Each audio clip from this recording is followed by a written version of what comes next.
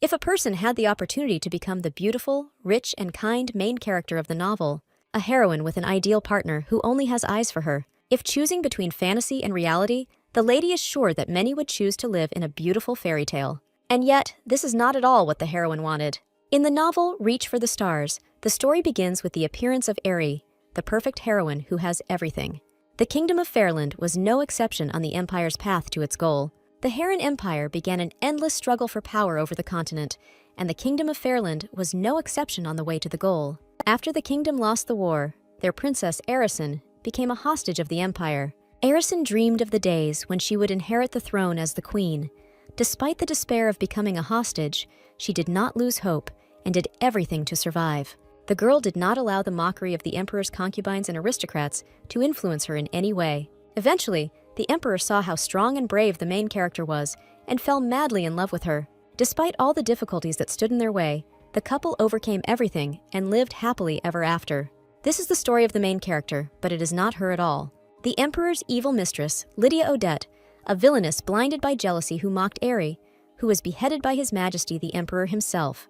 And our heroine, one morning, woke up in the body of the villain from this novel. She screamed that this couldn't be. She only remembers that as soon as she finished reading the book, she immediately went to bed. She thinks she smelled something burning at the time. This clearly meant that the girl died from the fire. The red-haired maiden died and woke up in the body of the heroine of that very novel, so she considered this ending simply terrible. The pale face read a novel all night. Perhaps she was just dreaming and nothing more. If the girl falls asleep again and wakes up again, she will definitely find herself in her room. But suddenly, Lydia heard someone shouting that the lady should prepare to leave for the imperial palace. Some woman screamed that she was sleeping too long and most likely went to bed late. She began to try to wash her face with a rag, asking her to sit still and why she was whining so much today. How many times had the woman already told her that she needed to wake up early to get into the carriage on time? Having pulled herself together, the redhead suddenly announced that something was definitely wrong here. But don't worry, Madame Tussauds made this dress from the highest quality fabric. But if she doesn't like it, the lady can buy a new one in the capital. By the way, the stranger heard that the noble ladies in the capital are very angry, so Lydia should be careful and not cross their path. And if the girl makes a mistake, she will be thrown out of the palace before she even sees His Majesty. From now on, she should behave decently, and she should not forget that she must do everything to attract the attention of His Majesty. The Viscountess didn't want to listen to her at all, so she really should go to the imperial palace. But the girl understood that she was not Lydia Odette at all. The blonde apologized to the writer for the wait. This girl said goodbye to her for a long time, saying that she would miss her. But the ladies will really be late if they don't hurry now. Blue-Eyed screamed that the girl must conquer His Majesty in her favorite ways, because the future of their family depended on whether Lydia became empress. The redhead couldn't believe at all that this was all real. Blue-Eyed knew nothing about her character and also had no idea what to do. But even if the lady attracts the attention of this man, it will all end with her execution. She even thought about running away as soon as the carriage doors opened. She will die if she stays in the imperial palace, so she needs to escape right now. The emperor signed a treaty that the war would end, but he would take one daughter of the lord of each territory as a concubine. After the war, he achieved peace by creating alliances through marriages. According to the plot of the novel, the emperor executed everyone who dared to contradict him, which means if the lady escapes, she will be executed for violating the peace treaty. Lydia was proclaimed the 30th concubine of the venerable emperor. The old man stated that she would live in the Lily Palace, located at the western end of the imperial palace. In addition to being famous as the god of war, Emperor Heron is famous for his collection of 30 unrivaled concubines. All concubines are ranked according to their status, with Lydia Odette, according to this system, being at the very bottom, being the daughter of a viscount. But what's the point of becoming his concubine if she won't even see him?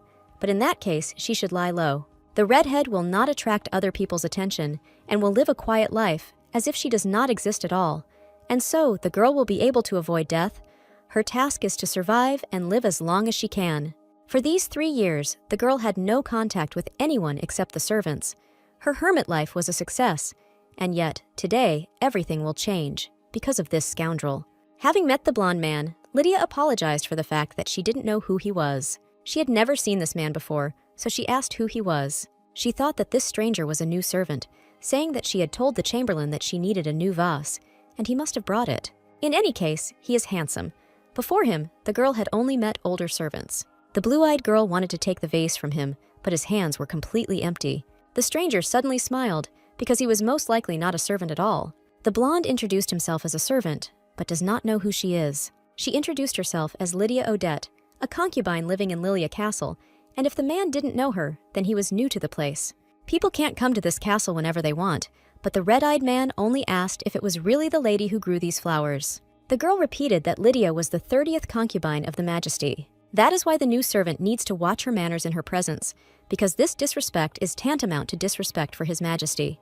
The girl decided to pretend that the guy had not just been rude to her. In return, he would deign to ask him for a favor, or rather, to bring a new vase that would match these flowers. Of course, the redhead can ask for provisions for the castle to be brought to her along with the orders, but she will have to wait a whole month for it to reach her. It seems that the concubine was able to get through to him. When she gets a new vase, she will put flowers in it and decorate her castle a little. The butler stated that Lydia had been invited to a ball that would take place that evening. She would meet with His Majesty, so she had to be fully prepared and under no circumstances dare to be late. The lady was surprised to receive an invitation with the imperial seal. These maids will help the lady get ready for the ball today. All 3 years she was quieter than water and lower than grass, so why did they suddenly pay such attention to her? At this ball, the main character, Aerie, will meet the Emperor for the first time. At this festival, the Emperor will greet her, the Princess of the Fairland Kingdom, as his 13th and first concubine. Maybe he called other concubines because Aerie would be his first concubine after a gap of 3 years. So, Lydia Odette breathed her last, and the Emperor kills her according to the plot, at this very ball. This is bad. The girl gradually forgets the plot of the novel, maybe because she became Lydia. Only 3 years have passed since the moment the lady appeared in the novel, but she can no longer remember many details. Moreover, the details of such a minor villain as Lydia drove the concubine crazy. She understood that she would die today. She remembered that Aerie had captured the Emperor's heart at their first meeting, after which they fell in love with each other. As a result, Aerie went from being a concubine to being an empress with a snap of her fingers. But the problem is that Lydia doesn't remember what she did to upset the Empress and make the Emperor so angry. What was Lydia like in the original story? She lost control of herself and grabbed Aerie by the hair. Maybe she just happened to bump into her, that if the Emperor was angry for no reason, since he started the war, then he was easily angered. Lydia is just his powerless 30th concubine. What bad could she possibly do to Aerie? The maid shouted that she was very lucky. She heard that only 2 concubines were invited to the ball today. Lydia probably even met His Majesty. And he will meet him at the ball today, and this is a great honor. No one knows what the Emperor looks like, so Lydia mocked Aerie, not knowing that he was watching her. The girl decided to say that she was feeling unwell in order to avoid her death. Generally, the maids of the castle must visit each concubine. Some concubines give gifts to the maids because they want to make a good impression on the Emperor. But she lived quietly in the farthest corner of the palace, so no one paid attention to her. There are servants who regularly bring her the necessary things. Lydia had never had maids to help her dress and clean the castle, except when she first came here 3 years ago. As a result, the redhead took care of everything in her castle on her own, including cleaning, cooking, gardening, etc. Thanks to this, the girl managed to remain in the shadows. The lady looked simply magnificent. It seemed that her servants had not tried in vain. Rumor has it that His Majesty is quite stern, but with such unrivaled beauty, the girl will definitely strike him right in the heart. Unfortunately, pretending to be sick didn't work, and she had to go to the ballroom. The Emperor invited her personally, so who knows what will happen if the long-haired one doesn't come. Since the blue-eyed one was here, she had to be extremely careful. She had to avoid all men and stay away from Aerie too. She should have hid in a corner of the hall and gotten out of it as soon as the ball was over. The girl didn't think she could do it. It was better to calm down before going inside. The lady thinks she will faint if she goes in right now. But can she breathe a little in the fresh air before she steps outside the door of the hall? It seems that the Emperor and his future bride have not arrived yet, so the lady will take a couple of deep breaths and go in before they show up. But suddenly, the heroine met a girl who asked if everything was okay. Light pink hair like cotton candy and lake blue eyes. It must be Aerie. These flowers look exactly like those the lady grows in her garden. But here they have no name and are very rare in these parts. But now is not the time to think about it. She only screamed that she did not recognize Her Majesty at all. She introduced herself as Lydia Odette, His Majesty's concubine number 30. Red had been invited to the ball tonight, so she knew Aerie would come too. Her Highness, this is Princess Aerie Fairland. She will be His Majesty's 31st concubine. For a moment, it seemed that the lady was looking at the girl with malice. Well, it can't be that such a high-class heroine would look with malice at a secondary concubine. Besides, in the novel, Aerie was also very nice. The girl said that she would look forward to their next meeting. She was about to leave when she suddenly heard her name from her new acquaintance. She asked to get up because she thought she needed to go inside. As it turned out, the girl stepped on someone else's dress and apologized for such rudeness. As expected from a kind heroine, the lady was not angry at all. In the novel, Lydia also unexpectedly ran into Aerie. Well, anyway, she's glad nothing happened. The concubine cannot gather her thoughts and enter this terrible battlefield. She's already here, which means she has no choice. She even met Aerie, so it's too late to retreat. Walking down the corridor, the concubine heard a strange sound that for some reason interested her. On the floor, Lydia found the flower that was in Aerie's hair, which fell when they collided. And next to her lay a glass bottle. Picking it up, the redhead thought it was some kind of medicine. It's the same delicate scent that could be felt from the princess. It must be perfume. It's better to take it and give it to her later. There was a crack in the bottle, which is why the scent from the bottle was so obvious. The girl decided to simply wrap it in her scarf to give it away later. However, this smell is really nice. She probably uses very expensive perfume because she is the main character. Now, because of the crack in the bottle, the scent became much stronger. The lady did not want to go inside.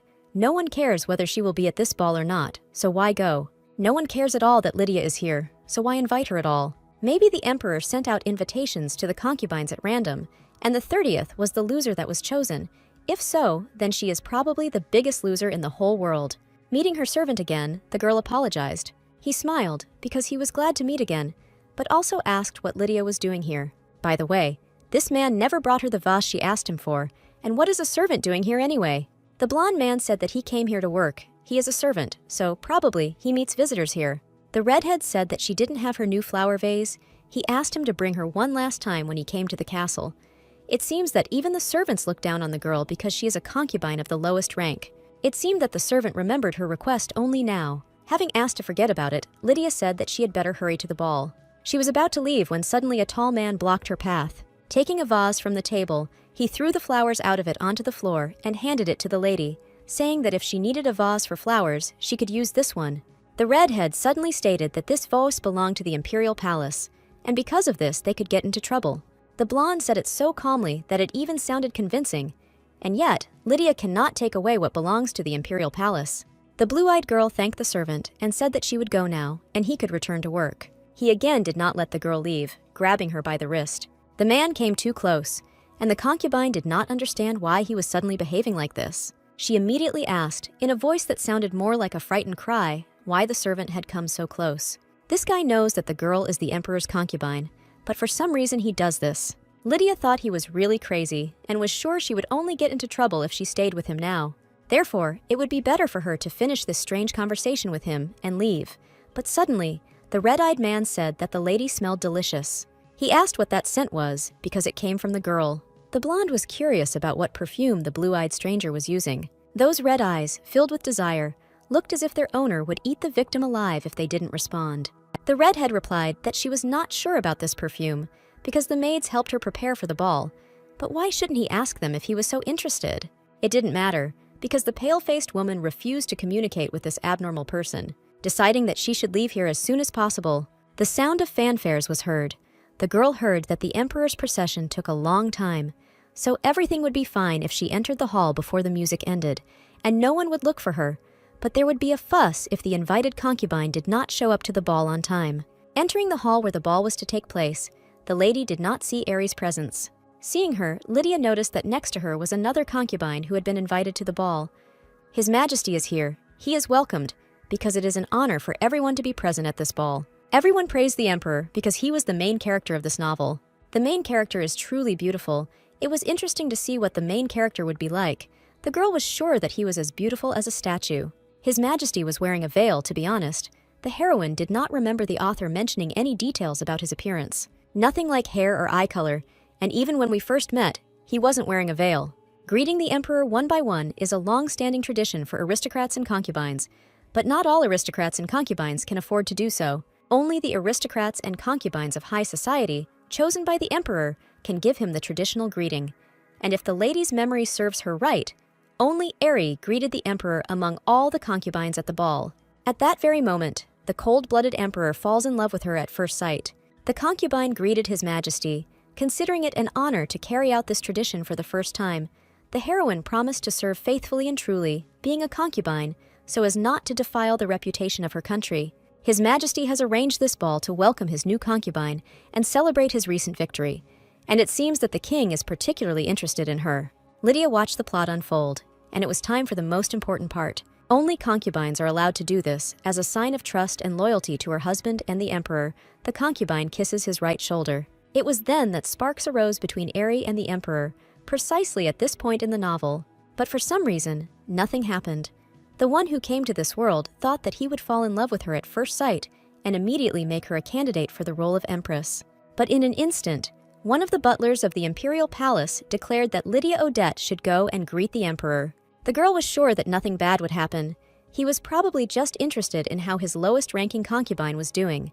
It was like a mockery. Lydia felt how the hours of her life were shortening while she stood right in front of His Majesty. It was worth finishing the greeting quickly, and quickly going down. But suddenly, she accidentally pulled off the veil, which caused her to see the emperor's face. She only asked for forgiveness, and was told that now she could go down, and if she stayed there any longer, it would be considered rude. Everyone looked at the red-haired concubine, discussing only her. I was too ashamed. Well, what can you expect from her? She comes from a low background, and she's not very educated. Leaving the hall, she was ready to cry, no longer from humiliation, but from the fact that the emperor had not killed her. The lady was so tired that she would like to return to her castle as soon as possible and rest. Around the corner stood a high-ranking, red-haired concubine who couldn't understand how the 30th concubine dared to do such impudence. Aerie is the star of the ball tonight, and the emperor no longer calls Lydia, so most of the guests ignore her. But still, not a single person approached the concubine. Red hid in the shadows to survive, but being alone for 3 years wasn't easy. But stop feeling sorry for yourself. It would be better to get some fresh air. If the girl stays here, she will definitely do something that will anger the emperor and Aerie. There must be a back exit around here somewhere that the servants use. Having found it, the girl wondered whether this door led to the street. Opening it, Lydia began to scream because she dropped the candle, and after waking up in the body of this heroine, she began to be afraid of fire. Maybe how she died in her past life caused her trauma in the current one. In an instant, another concubine got ahead of the lady, asking where she was going in such a hurry. This was the third concubine. But what was she doing here? Was she really pursuing the heroine? The stranger stated that the blue-eyed one was only the 30th concubine, and how could she have received an invitation to the ball when she herself had barely obtained it? She thought that the beggar had appeased the chancellor or the minister of defense. The woman grabbed Lydia by the hair and started fighting, trying to find out how she got the invitation. She stated that the girl simply had to sit quietly in her castle, as she had been doing before, and she was trying to charm His Majesty. Throwing the girl to the floor, shouting that the concubine was worried about the appearance of the 31st concubine. The first and second concubines had already gotten on the red-haired girl's nerves, and she had no intention of tolerating a lady, a brat who didn't know her place, because Lydia could continue to sit quietly in the farthest corner of the imperial palace. But all the concubines that this bully caught said the same thing.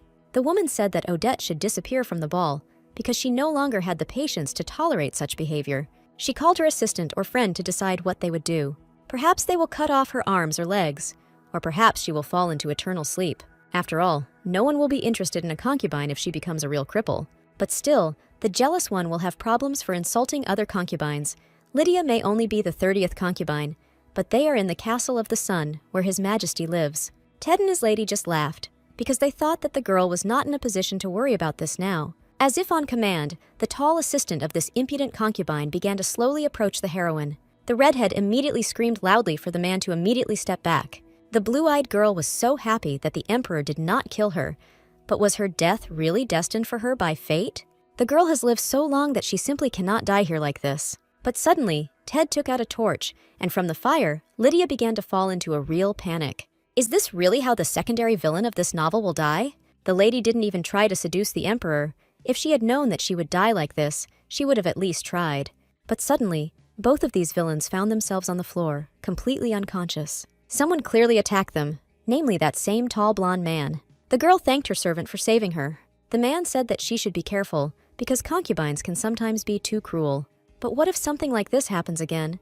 The girl doesn't even have security, so she won't be able to protect herself. Lydia even thought about asking this guy to help her. The blonde asked the girl to let him into the castle when he came to her again. This was a very strange request for Lydia, which surprised her. The man noticed that people were coming here because of the noise, so the servant will leave, but the lady should also leave quickly. It so happened that this man simply jumped from the balcony. The concubine ran away from the emperor and ran into new troubles. Couldn't the events of a novel develop more slowly for someone who had just become its hero?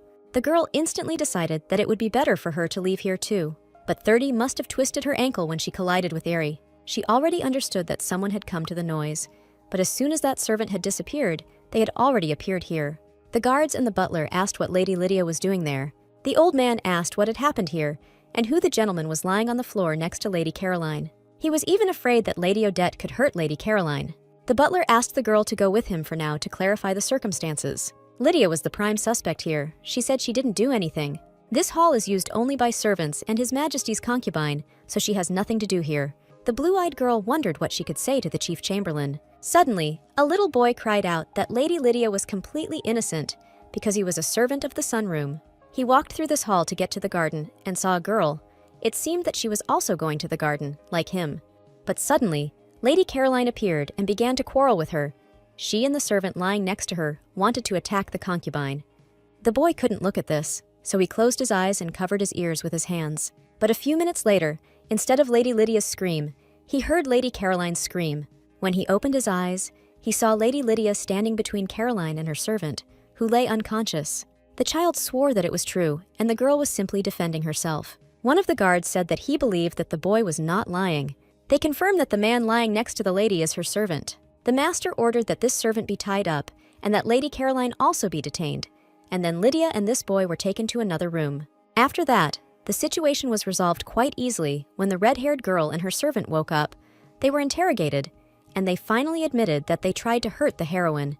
Meanwhile, the red-haired girl was resting in one of the rooms of the Sunny Castle together with the servant who gave the testimony. One of the maids reported that the carriage that would take the lady to Lilia's castle was already waiting for her. Having met that same servant, the girl asked if this was the boy who protected her. She said that she was very glad that this misunderstanding was resolved, and it was all thanks to him. He was probably very scared too, so she wanted to say thank you for having the courage to tell her everything.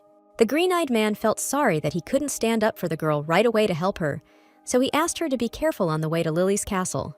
The butler asked Lydia for forgiveness for what happened today. The old man was sure that this incident had greatly frightened the red-haired concubine. His Majesty would be very strict in punishing them, so there was no need to even worry about it. The lady hoped that this incident would not cause rumors.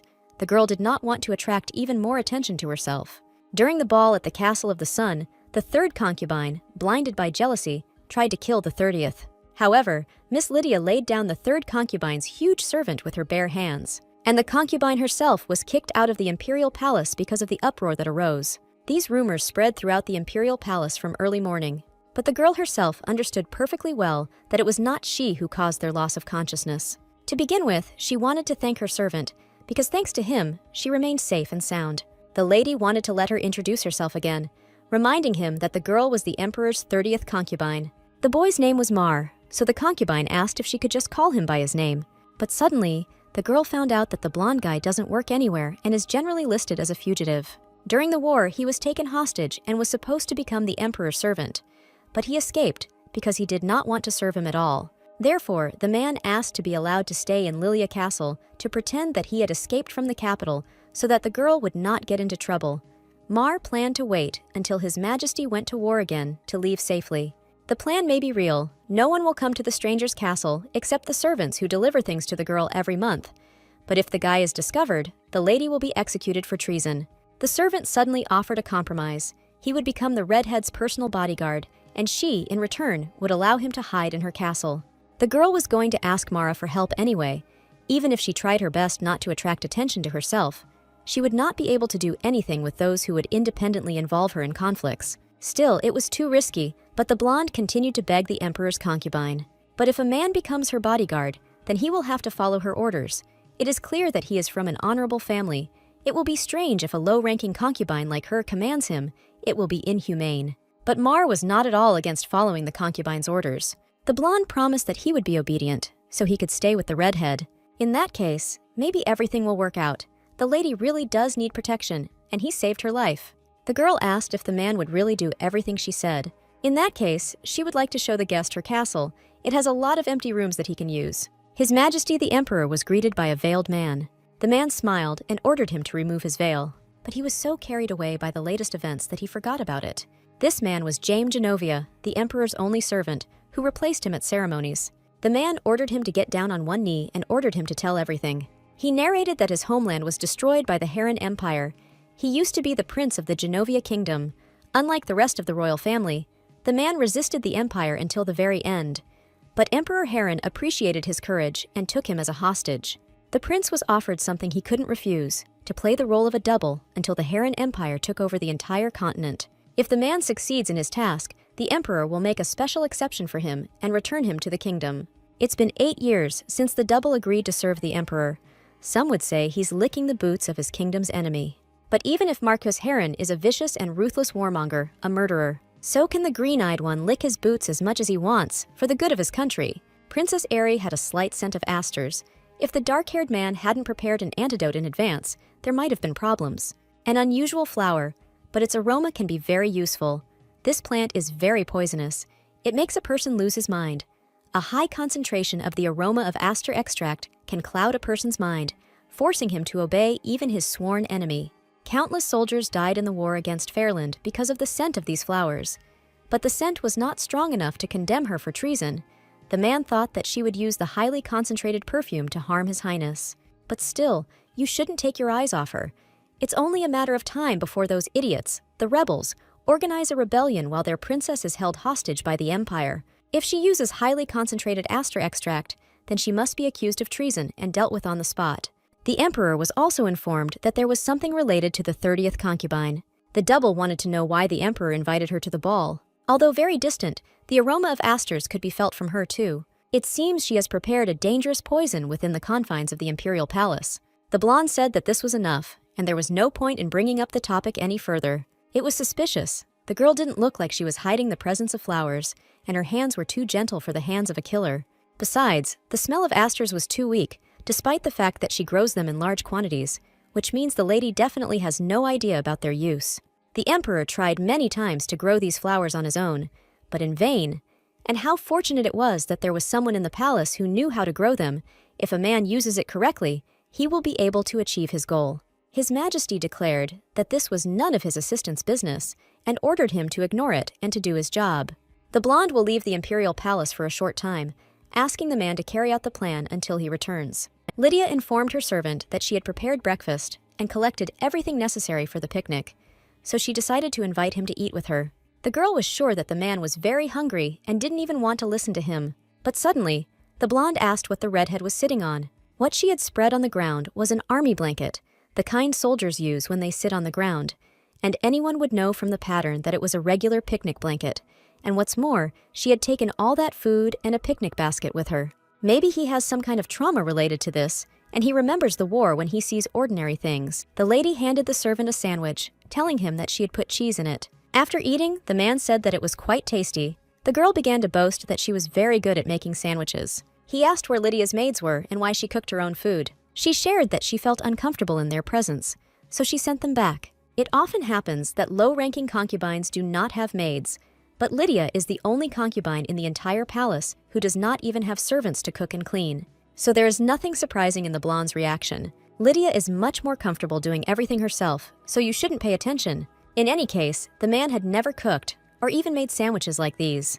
The redhead decided to teach the man to cook. If they live together, then she will have to cook twice as much. It will be unfair if the girl cooks everything herself. They all started somewhere. To be honest, the lady is not a very good cook either. She only makes simple dishes. And the blonde guy probably fried meat on the fire when he was at war. Cooking is roughly similar to this process. But if he is afraid of blood and knives, then the concubine can understand why he has a hard time cooking. People returning from the battlefield may be injured. The servant proudly declared that the only thing he was sure of was his ability to handle knives. This was good because Lydia is not very good at cutting meat or fish, so she always has to ask the cook for help. The girl said that she would teach the guy how to cook, and he could teach her how to cut meat. When the servant leaves Lily's castle, he will need to be able to cook, and now a good opportunity has appeared. It was worth sorting out breakfast first. There were just 2 last sandwiches left, but the lady brought a bunch of fresh blueberries. A couple of days ago, the flowers were white when they bloomed. That's why now, for some reason, they've all withered, but they were blooming the day before yesterday. I wondered what happened to them. The man even scared the girl, and she asked what surprised him so much. Mar was sure that the lady had put a lot of effort into growing these flowers. But there was no need to worry. because this was all part of their flowering process. In fact, they had not withered at all. A few days after flowering, these flowers take on a similar appearance. Normally, they would have bloomed for another 3 days, but they must have bloomed earlier than usual because of today. They are very dependent on weather conditions and quite sensitive in general. The lady first discovered the star flower when she was sorting through the provisions that had come to her several months ago. Apparently, her things were mixed up with the things of another concubine, and this flower accidentally came into her possession. It immediately attracted her attention. The girl felt lonely, so she was glad that she had something that she could surround with care and love. She called this mysterious flower a star flower and did everything necessary, taking care of it. But despite the fact that the concubine devoted a lot of time to him and often talked to him, less than a week passed before the flower withered. Usually, people throw away wilted flowers, but she became very attached to this plant, so she buried it in the sunlight. After that, she constantly came to that place and talked to the flower as before. And 2 days later, the flower, by some amazing miracle, blossomed again. Moreover, it became bigger and more beautiful than before. The lady repeated the process several times and learned to grow star flowers. The most interesting fact was that the flower did not die when it seemed that it would never bloom again. When in full bloom, they become very sensitive, but in addition to this, they also recover quickly. If you bury them in the ground immediately after they finish blooming and talk to them every day, they will bloom again as if nothing had happened. Using this method, the girl grew a whole small flower garden from this star flower. There seems to be a limit to the number of star flowers that can be grown, but the fact that these beautiful flowers exist brings her boundless joy. And while the concubine was growing them, she began to dream about how she would leave the imperial palace and open her own flower shop. The only downside is the dim aroma of these flowers, but they look great, so the girl is sure that they will be popular. The only thing that confused her was that she couldn't find information about them in any book about plants. Had they really been discovered only recently, or were they some kind of mutated breed of plants that the academic world had yet to learn about? Or maybe no one could grow them because no one knew how, so who would even think of such a strange growing process? But the flowers that adorned Aries' hair were very similar to her star flowers. Maybe they were special flowers that only grew in Fairland. Aerie will soon become empress, so she is unlikely to be interested in selling star flowers. When Aerie and the emperor fall in love, no one will notice that the 30th concubine is missing. Maybe she will be able to escape from the castle, open a flower shop, and live the life she wants. The blonde promised to bury flowers for the girl. She shared her breakfast with him, so this is the least he can do for her. In the end, the lady told Maru everything about how to grow them. He offered to help the lady, so she felt ashamed that she shared the secret with him only for self-interest. Besides, he is not going to sell the flowers, and she knows exactly how many flowers she has growing, so the girl will immediately notice if he steals at least one of them. From now on, they would live together, and she would not be able to hide all this from him anyway. The lady would handle the rest of the work herself. The blonde said that if the lady taught him how to grow these flowers, he would do everything. The man did not want to just sit on the sidelines and watch, so he would like to help. The concubine didn't know that talking to someone could be so fun. She can't believe that her quiet and boring life has now become so colorful with the appearance of a new interlocutor. Lydia thought she could escape the plot lines of the novel and live a happy life, but she ended up getting caught up in the plot twists again. The main character said that her country has the most popular tea. She is glad that she managed to bring it with her to the empire. She wanted to treat someone with it, so she brewed tea especially for the 30th concubine. The girl thanked the guest for the invitation to tea, but decided to ask what she had done to deserve such an honor. The lady revealed that she simply wanted to have tea with Lydia, asking her to simply be called Lady Aerie. After all, she was now officially a concubine of the Heron Empire. Aerie also said that the red-haired one was the only concubine she knew, so she wanted to meet her and chat when she started living in the imperial palace. That day, among the emperor's concubines, only Lydia and Caroline were at the ball. But that same night, the red-haired one was kicked out of the castle. According to the novel, the emperor was supposed to fall in love with Aerie, but Aerie's rank still hasn't changed, and it doesn't seem like the emperor is going to do anything about it. Maybe the plot of the novel has changed, but this can't be. They talk about the love of two main characters. The concubine must have forgotten some details after all. She was busy surviving for the past 3 years. It's good that the girl still remembers the main plot. Since Aerie is interested in the lady, it's better to win her over. The emperor will fall in love with her, so she should befriend her no matter what. She will become her friend and get out of this palace alive when the right opportunity arises. The redhead reported that her new friend dropped a bottle of perfume when they ran into each other on the terrace, and she saved it to give to the owner. The concubine had already forgotten how strong the smell of this perfume was. When the 30th took the bottle, the aroma filled the entire hall. She was ready to bet that she got a couple of points in the girl's favor thanks to this perfume. The pink-haired girl kept thinking about where she could have lost them. Lydia apologized for taking so long to return them. The bottle was slightly cracked, so some of the perfume spilled on her hand, but she wrapped it in a handkerchief and saved the rest. The lady did not understand why the concubine was reacting like that, so she asked what happened. The lady suddenly asked what the girl knew about this perfume and who had sent this girl. Lydia got scared and decided to tell the truth, saying that she knew nothing about this perfume. The redhead said that Ari left it on the floor, so she must have accidentally stepped on the bottle and broken it. The girl even agreed to take responsibility for it, if only she would be forgiven. Now that Ari is angry, there is no point in dreaming about friendship. Blue-Eyed asked only one question, whether anyone else knew about this perfume, to which she received a negative answer. Because this perfume was important to the pink-haired girl, she decided to save it to return it to her, but she didn't tell anyone about it. Apparently, the concubine misunderstood Lady Lydia, so she decided to ask for forgiveness, and also considered it necessary to thank the lady for returning her thing. This perfume was really important to her. She didn't know what she would have done if Lydia hadn't found it. What was much more important was that the concubine returned him to Her Majesty. That's why the girl asked to be called simply Ari from now on. The lady was a nobody, but her parents made sure that she became the emperor's concubine, while Ari was the only heir to the royal family of Fairland before she became the emperor's concubine. They were born in different circumstances, but there is one thing that unites them. No one in the Heron Empire takes their side, and they have to survive in the palace on their own. Maybe that's why the lady likes to communicate with the 31st concubine. She told her about the political situation on the continent and in the empire, so that she could understand everything. Through this conversation, she discovered that Ari was not only comfortable to talk to, she was also an excellent speaker, and she had enough drive and strength to rule the country. Lydia couldn't believe that this lady had become the 31st concubine and would soon become the empress. Of course, she would achieve her goal when she became the empress and took back her kingdom. But still, it would be great if Ari just became the queen of Fairland. It was a relief, because the concubine thought she would die at the hands of the emperor after losing the perfume of the asters. But thanks to Lydia, no one knew of its existence. Pink didn't even want to imagine what would have happened if one of the emperor's assistants had found him. More importantly, the scent of asters must have reached Lady Lydia that day. The emperor is not an idiot, and the lady doubts that he did not notice this. If he found out that the faint scent was from highly concentrated poison, he would secretly kill both her and Lady Lydia. It would be worth using the remaining perfume and taking over the emperor's mind for the good of her kingdom, but the lady does not want to endanger Lady Lydia. It looks like the girl will have to get rid of her perfume after all, and it's better to find another way to charm the emperor. The war with the Arcade Empire was one of the most brutal, but it ended with a resounding victory for Heron, and the man who led the troops and killed the commander of the Arcade army was none other than Marquis Heron. The commander receives important information, and the boy takes him to him. The man begged to be made commander of the army, but he could not lay a finger on the enemy commander and lies dying. It was not necessary. He had to return to the imperial palace and inform His Majesty of the victory. It was also worth telling the commander not to think about returning to the empire until he blew out all the guts of the remaining enemies. Suddenly a thought came to her.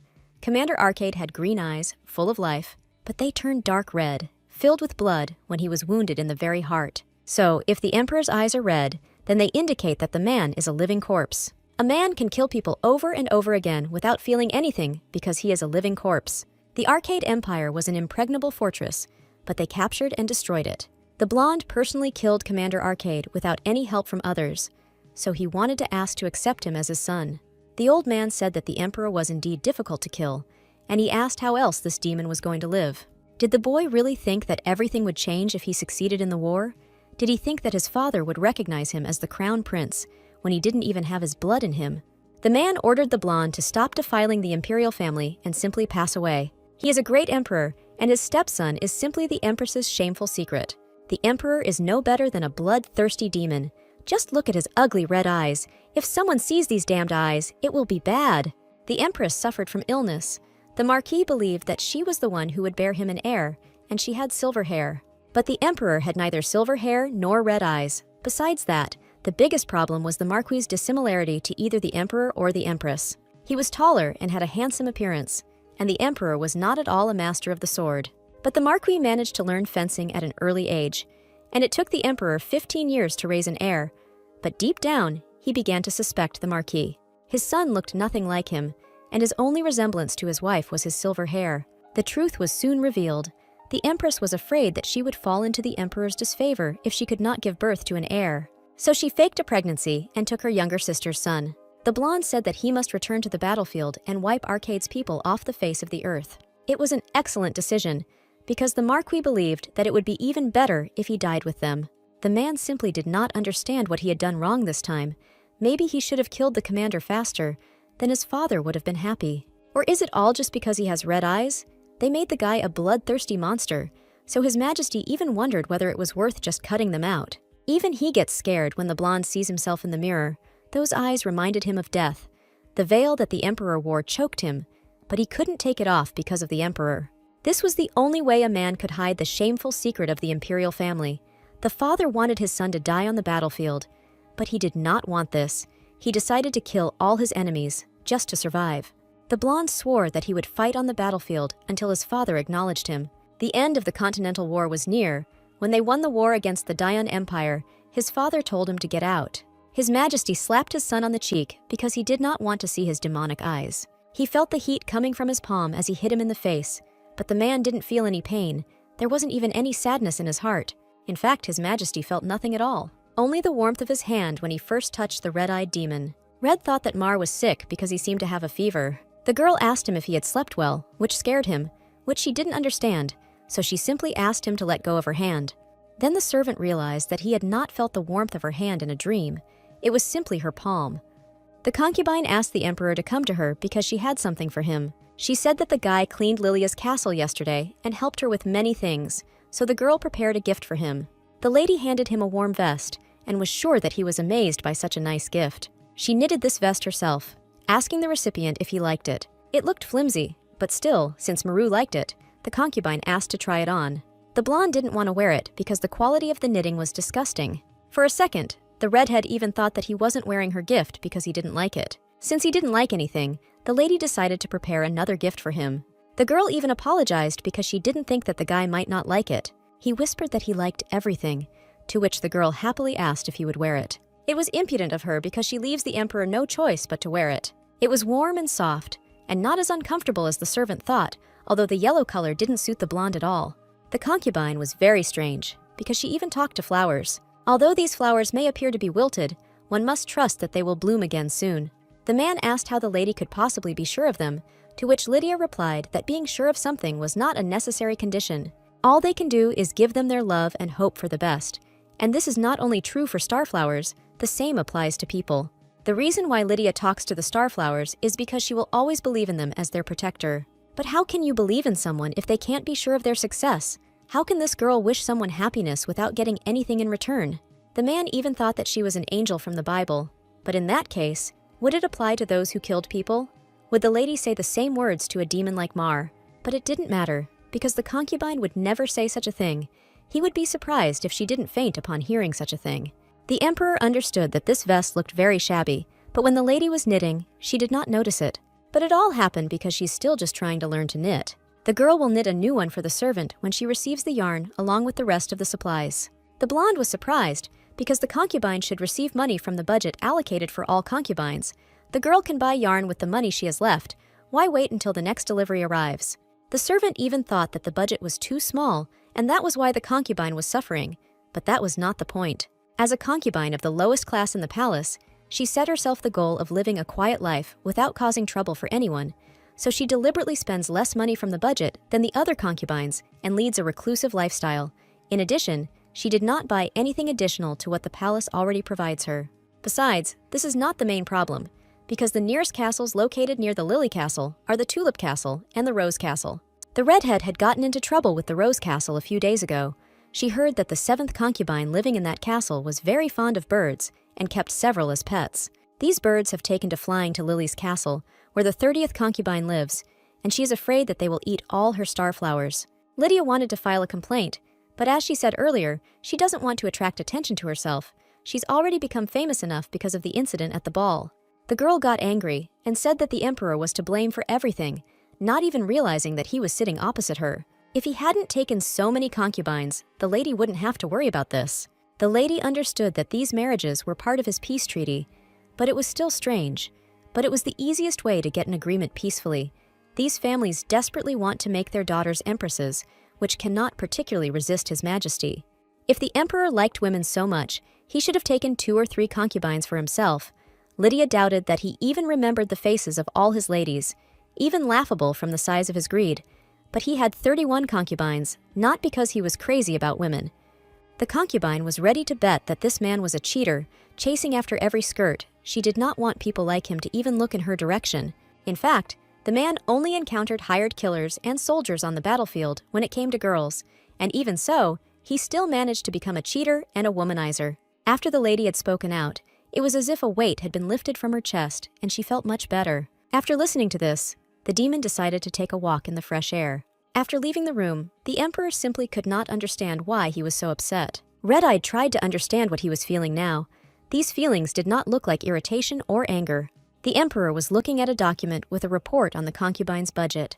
The man recalled the words of the 30th concubine, that there were too many of them, and he did not even remember the faces of his concubines. He decided that if it was bothering Lydia so much, he would just get rid of a few of them. He wrote a letter to the Raleigh family, stating that they had served the previous emperor faithfully and had considerable power. Count Raleigh was always waiting for the right moment to make his daughter empress. But his daughter committed an attack, and he himself is prone to evil deeds.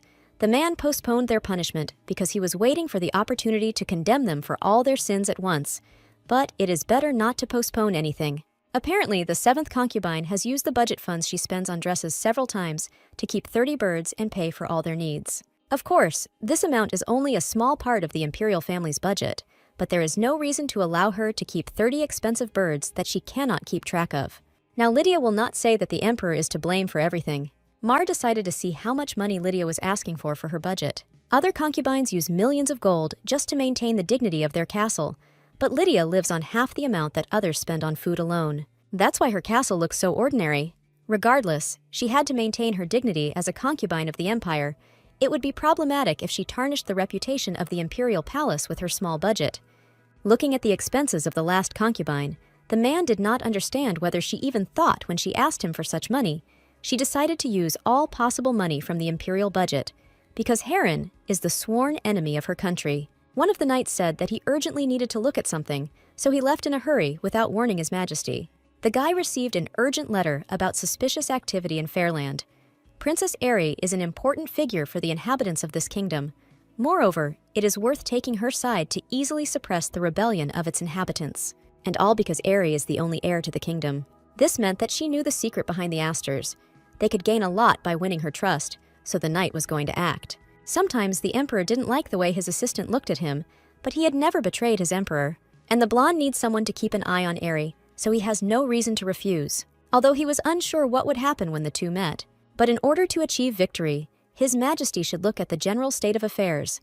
The dark-haired one will take care of everything, so there is no need to worry. From the outside, he looks like a devoted servant, but in reality he crosses the line. However, the red-eyed one wanted to end the protracted war by any means and conquer the continent. This goal became his obsession and bound him with sharp ash. But this vine can become his saving amnesty. As long as he can achieve his goal, he does not care about the loss of strength and power. The man decided to give his consent to the servant, but he should not forget to report every detail to him. The blonde was absent from Lilia's castle longer than expected, but suddenly he remembered that the girl had asked him to check her flowers. Lydia asked him to see how the flowers were doing. He hoped that the birds of the Rose Castle had not destroyed the garden while he was away. The man looked at the ground and saw sprouts. He concluded that the asters had indeed sprouted. The man hired the best gardeners in the empire to grow these flowers, but they all withered and died without ever sprouting. Red-Eyed couldn't figure out whether it was her genius or just her usual luck. But after the emperor heard about the actions of the people of Fairland, he realized that while he had been idle for several weeks, Lydia Odette had interested him. Therefore, he no longer needs to spend his time with her. First of all, Mar started contacting her because of the flowers, so now he needs to find out all the secrets that the asters hide. And ignore everything else. Throw off his good mask if his goal requires it. Even if the lady tries to poison the emperor again, the man will not attach any importance to it. Red saw Mara through the window, asking where he had been all this time, because she had been looking for him everywhere. Seeing her, the blonde man blushed. It was strange, because such a reaction was only to alcohol. He couldn't understand why Lydia made his heart beat faster. But the concubine concluded from this that her servant felt ashamed because he doubted her when he saw the sprouts, so he stands silently, trying not to look her in the eyes. The redhead had no idea that the emperor could look so cute. She wanted to tell him more about the asters, but leaned over, thinking that the guy could not hear her, and, miscalculating her capabilities, the girl flew down from the balcony. Finding his beloved falling down, the man rushed towards her, managing to catch her in his arms. Maybe it was too much of a shock for Mara, or maybe he was very embarrassed by the fact that he caught Lydia. Since that incident, he did not let the lady out of his sight, but he did not communicate with her at all. The redhead understands that the man is worried and very embarrassed, but she is disgusted by this strange atmosphere. At this rate, the girl will lose the only friend she managed to find here, and she doesn't want that at all. But suddenly, the girl had a perfect idea, so she decided to have a picnic. The concubine asked if the man was taken by surprise by her beauty, but even if so, he should not fall in love with her. The blonde simply noticed that the lady had been wearing black dresses a lot lately, asking her if she really didn't have any other clothes. The girl said that although she has a modest life, she has other dresses. Maybe they are the same color, but completely different. Lydia has attracted a lot of attention in the palace lately. That's why she wears black dresses, so as not to stand out too much. People will not see someone who wears such things as an imperial concubine. But everything was fine. Where they were going, it would be beautiful and fresh. Arriving at the place, the redhead said that the water in this pond was crystal clear. The girl did not understand how much longer she had to endure such behavior from the emperor, because he still did not answer her. The lady decided to ask directly how long the servant was going to behave so rudely. The concubine couldn't understand why he was embarrassed after he held her in his arms. What happened was a coincidence, and apparently he was not used to such closeness with other people. Even so, is the blonde not going to talk to Lydia anymore? The redhead asked to just relax with her once. The water in this pond gives off a pleasant coolness when you put your feet in it.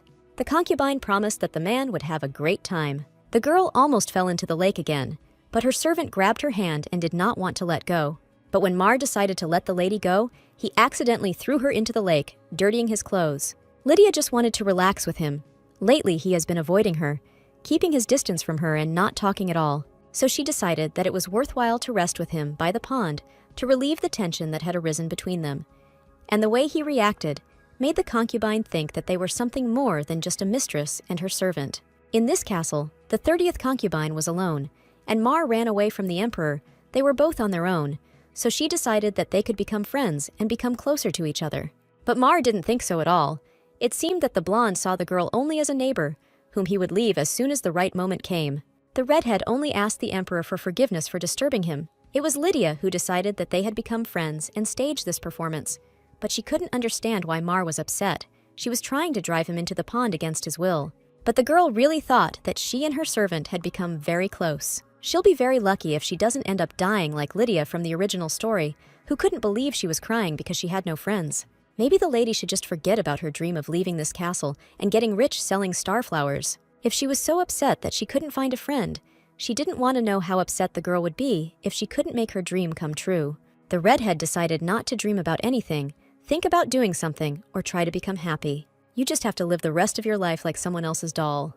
The man walked to the girl's bedroom to bring her a towel. He hastened to apologize because he felt guilty before the lady. He explained that he had not let go of her hand on purpose and had not thought that she was bothering him.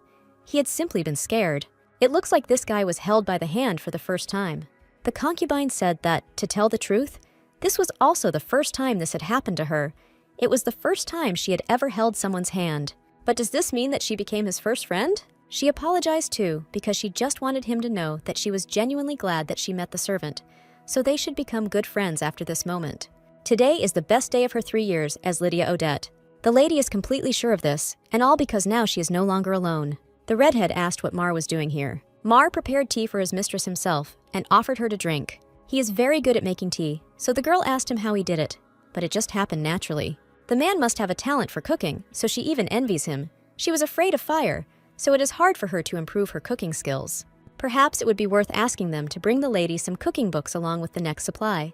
The concubine was going to read about how to get rich quickly by selling flowers and how to brilliantly run your own business. She dreamed of opening her own flower shop after escaping from the imperial palace, so she wanted to prepare for everything in advance. But the blonde was surprised by the fact that Lydia wanted to leave the imperial palace. The redhead said that she didn't want to stay here until she was old. She was going to escape from this place and live a good life. Mar must have been surprised by her ambitious plan. It was charming. By the time the girl left the castle, he would have already calmly escaped and settled down somewhere. The girl hoped that they would be able to communicate as friends until that moment. It would be great if Mar supported Lydia, to which he said that it was a wonderful dream, and he was sure that he could make it come true. But to this, the emperor only stated that it would be better for the concubine to surrender. His Majesty had said that she shouldn't hope to sell the flowers.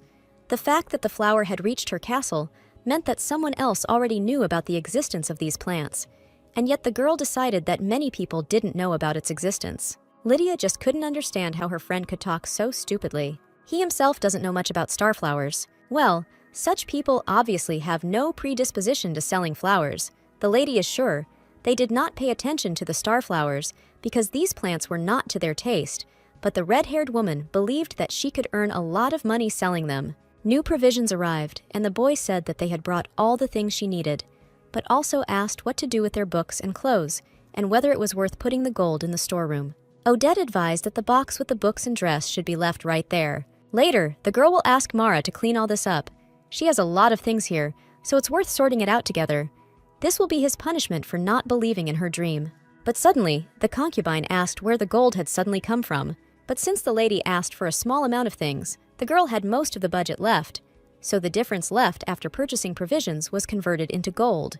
It was strange that there was any money left, since she had ordered the same amount of things as last time. Besides, this time the redhead ordered more food because of Mara. She even bought books and a dress, so she thought that there wouldn't be much money left. Maybe these things just turned out to be cheap because of some promotion. Lydia found the books she needed. It was a complete collection of aristocratic etiquette rules, as well as her favorite cookbook. Previously, she didn't think that she needed to know etiquette, but after meeting Princess Airy, she changed her mind, but thought that she needed to master at least the basic knowledge of palace etiquette. The man suddenly asked why the lady had bought that particular dress. The girl had enough dresses, but she decided that it would be great to buy one of those that were currently fashionable. Well, the lady doubted there would be much gold there. It was the remaining money. There was so much of it that the blue-eyed girl thought they had made some kind of mistake.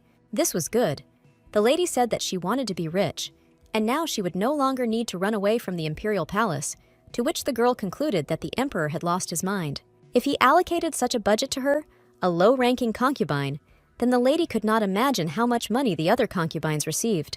He may be an emperor, but how dare he waste the empire's money so thoughtlessly? Mar said that the budget for concubines is part of the budget of the imperial palace. Perhaps the emperor will not collect more taxes because he gave the girl a lot of money. Even if this is true, he is taking money that he could have used for other purposes instead of giving it to his concubines. Still, since Lydia has all this money, there is no reason for her to try to open her own store. The concubine said that she wanted to earn money herself. There would be no point if she became rich thanks to the money of someone she hated. And this is not ordinary money. This is money from taxes, earned through the blood, sweat, and tears of the inhabitants of the empire. Odette doesn't dream of becoming a rich concubine. She wants to be the owner of a flower shop. It makes much more sense than being locked in a corner of the palace, being the concubine of a tyrant. That is why the lady is going to run away from the palace, even if she has all this money. The blonde asked what the concubine was going to do with all this gold. The lady intended to send it back when new provisions arrived. Until then, they would just stand in the corner of the pantry. She had no intention of using even a part of this amount, because what if she spent it and got used to luxury? You need to think more about how you spend your money. Why did the emperor have to bother himself like that? While the redhead lived here alone, she cooked simple food.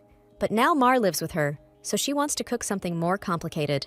The man sheepishly said that he would like to try cooking something new with his girlfriend. Then, it was necessary to finish unpacking the remaining boxes and start cooking. The girl could not even wait, but the man did not understand why she was so happy. In any case, from now on, the emperor would take over the cooking, so he asked for a cookbook, but the lady also wanted to cook. To this, the blonde only said that the concubine was a terrible cook. She did indeed pour a whole jar of sugar into the creamy stew, but she was simply mistaken. The lady asked to look at the starflowers, which are very sensitive. It's true, but in reality the girl is taking it out on him a little for what he said earlier. She asked him to look carefully, because the flowers from the section that he watered half of had not yet blossomed. They only needed to be given a certain amount of water, which would slightly cover the bottom of the watering can. From this point on, a man should just be more careful. The redhead was very surprised, because it seemed like he really listened to her advice. But before the blonde asks the question, she would like to sort this out first. The lady asked how long he was going to continue calling her by name. Come to think of it, all this time, the red-eyed man had been addressing her by name, without thinking about her status. He tried to change the subject again, but this time it wouldn't work because the concubine was determined to discuss this point. The redhead will give the blonde a choice of options, Lydia Odette or Lady Lydia. The emperor said he would take care of the cooking, so that option would be perfect. But His Majesty agreed to the third option, but he did not even hear what the girl wanted to suggest. Red-eyed reported that the lady said that this option would be perfect, so he agreed to call her that. The blue-eyed girl sheepishly stated that the third option was to call her mistress. It was so embarrassing that it was hard to breathe. It would have been better if the servant had yelled at her for treating him like a servant. But the redhead just wanted to tease him, and that was her name before she died 3 years ago. Then she thought that she would be able to hear her name at least like that if she heard a man call her mistress. But she expected that he would refuse in any case. So Lydia asked him twice if he was sure, but he insisted without even listening. Now the girl feels like a terrible person who treats her friend like a servant. The lady smiled and said that he could just call her by her first name, but the guy still started calling her madam. The blonde told his mistress that one flower was missing. One flower was missing. Yesterday there were definitely 32 buds, and today there are 31. The girl said that she had not touched these flowers, and then she actually asked if the man would really call her mistress. Asking why, the redhead received in response that it would be so because Lydia told him so. The man should think, they are friends after all, which is why such an address sounds strange, but the concubine herself told him about it, so why is she so unhappy? Suddenly, the emperor noticed that someone had touched the flowers, and there were no traces of roots here either. But then how could he disappear without a trace if this is simply impossible? If you look closely, the lady saw an empty space, but there were no signs that someone had dug up the flower. Sometimes little messages grow from the main stem. In any case, Mar is insanely attentive. He kept count of the flowers all this time. The girl was sure that the star flowers appreciated the attention he showed them. They must know that he cares about them, so he thinks that they will grow faster if he talks to them more. The redhead saw a hole and couldn't believe that in her perfect flower garden there was a hole. The soil smelled sweet, and the smell was so strong that it dulled the sense of smell. At the same time, Lydia felt relaxed. Where did this smell come from? It was too strange. Starflowers will become even more beautiful if you say kind words to them. This soil smelled so good that the girl even offered Mara to smell it, saying that the starflowers knew that he cared for them. Maybe this was how they expressed their gratitude to the guy. So the lady realized that these flowers depended on the attitude of other people towards them, and when the opportunity arose, she wanted to tell her best friend about this, but he suddenly grabbed her wrist. At this, the redhead saw blood on the man, realizing that, out of fear, she had hit him with the shovel, and immediately asked how he was and if the wound hurt much. From the emperor's reaction to her words, she did not understand what she had done wrong with the flowers, thinking that she had never seen this side of her servant's personality before. His red eyes reminded the concubine of fire, the same fear she had experienced before she stopped breathing when she was burned in a fire in her past life. The redhead said that she had only cut her finger, and the blonde had a whole wound on his face.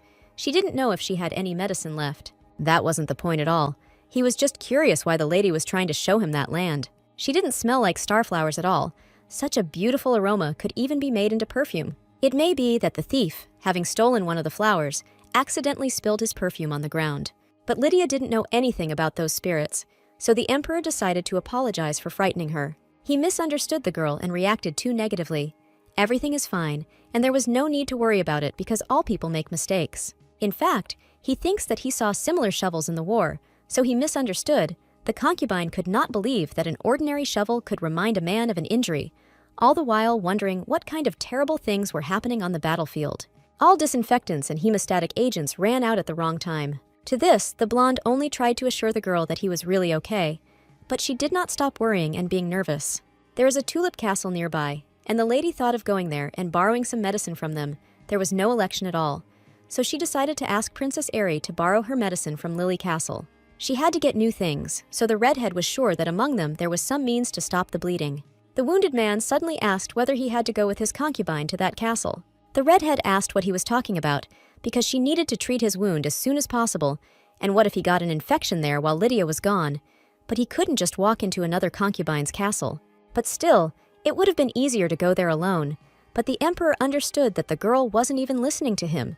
There are no guards or servants at the door to the tulip castle. There weren't many servants here last time, but usually Lydia saw them around all the time. And now the servants and guards can't be on break. They've all gone either on vacation, or it was completely unclear where most of the people had gone. The lady said that it was very strange, but all the servants seemed to have left this castle. But she thought it would be easier to ask Lady Airy herself for medicine. But the castle was empty, and the man was not even sure that the princess herself was here. But she said that she loved to read and spent most of her time in her office. While the concubine was walking to someone else's office, she thought about why Mar was afraid of shovels. At this rate, it would be difficult to grow flowers. It would be better to hire a therapist for him. But it's strange. The second floor is always the castle owner's quarters, but no one guards the door. Maybe something bad happened. In an instant, the redhead was grabbed by the emperor's hands, which covered her mouth so that she did not make a sound. It so happened that Mar kept her behind the wall so that no one would see them, but that person seemed to be the emperor himself. Airy just said His Majesty, which means that the emperor who is called the warmonger and murderer, the protagonist of this novel who is destined to be Airy's love, is there now. This simply couldn't be happening right now. The lady was watching the secret meeting of the two main characters. It seems that the emperor has finally opened his heart to Airy and is ready to give his feelings. Lydia knew from the beginning that he would not treat the main character as the 31st concubine. She is important in this plot, which is dedicated to the fact that these two overcome all difficulties and misfortunes, madly in love with each other. It seemed that Mar was also confused. Who would have imagined that the emperor would arrange secret meetings with a concubine who was practically his hostage? The redhead was very happy that when the emperor and Airy began dating, she would finally be free from danger. She and the princess became friends, so Lydia is confident that she will not die in agony like the character from the original story. When she becomes empress, it is worth asking her to help you leave the castle. The girl told His Majesty that she might be a princess from Fairland, but he shouldn't have been so cruel to her. The redhead didn't understand why the heroine was moving so far away from him because she couldn't hear what she was saying. The 30th concubine witnessed the scene she had read in the novel, where the emperor announces that he wants to be closer to the princess. Airy was very worried about her kingdom, which she had been secretly receiving reports about, so she snuck into the basement to drink some alcohol in an attempt to cure her sleep. Then she came across the emperor secretly drinking in the basement, and being well-bred, the girl joined him. Then the emperor became drunk and took off his veil. Contrary to rumors, he looked kind and a little depressed, which made Airy interested in him. At first, His Majesty was wary of her and kept his distance, but when he saw how kind the main character was, he began to open up to her little by little. Seeing how fragile the emperor really was, Airy was overcome with a wave of inexplicable pity, and she began to hope that she could become a friend to the emperor, and he, meanwhile, fell more and more in love with her kindness and courage.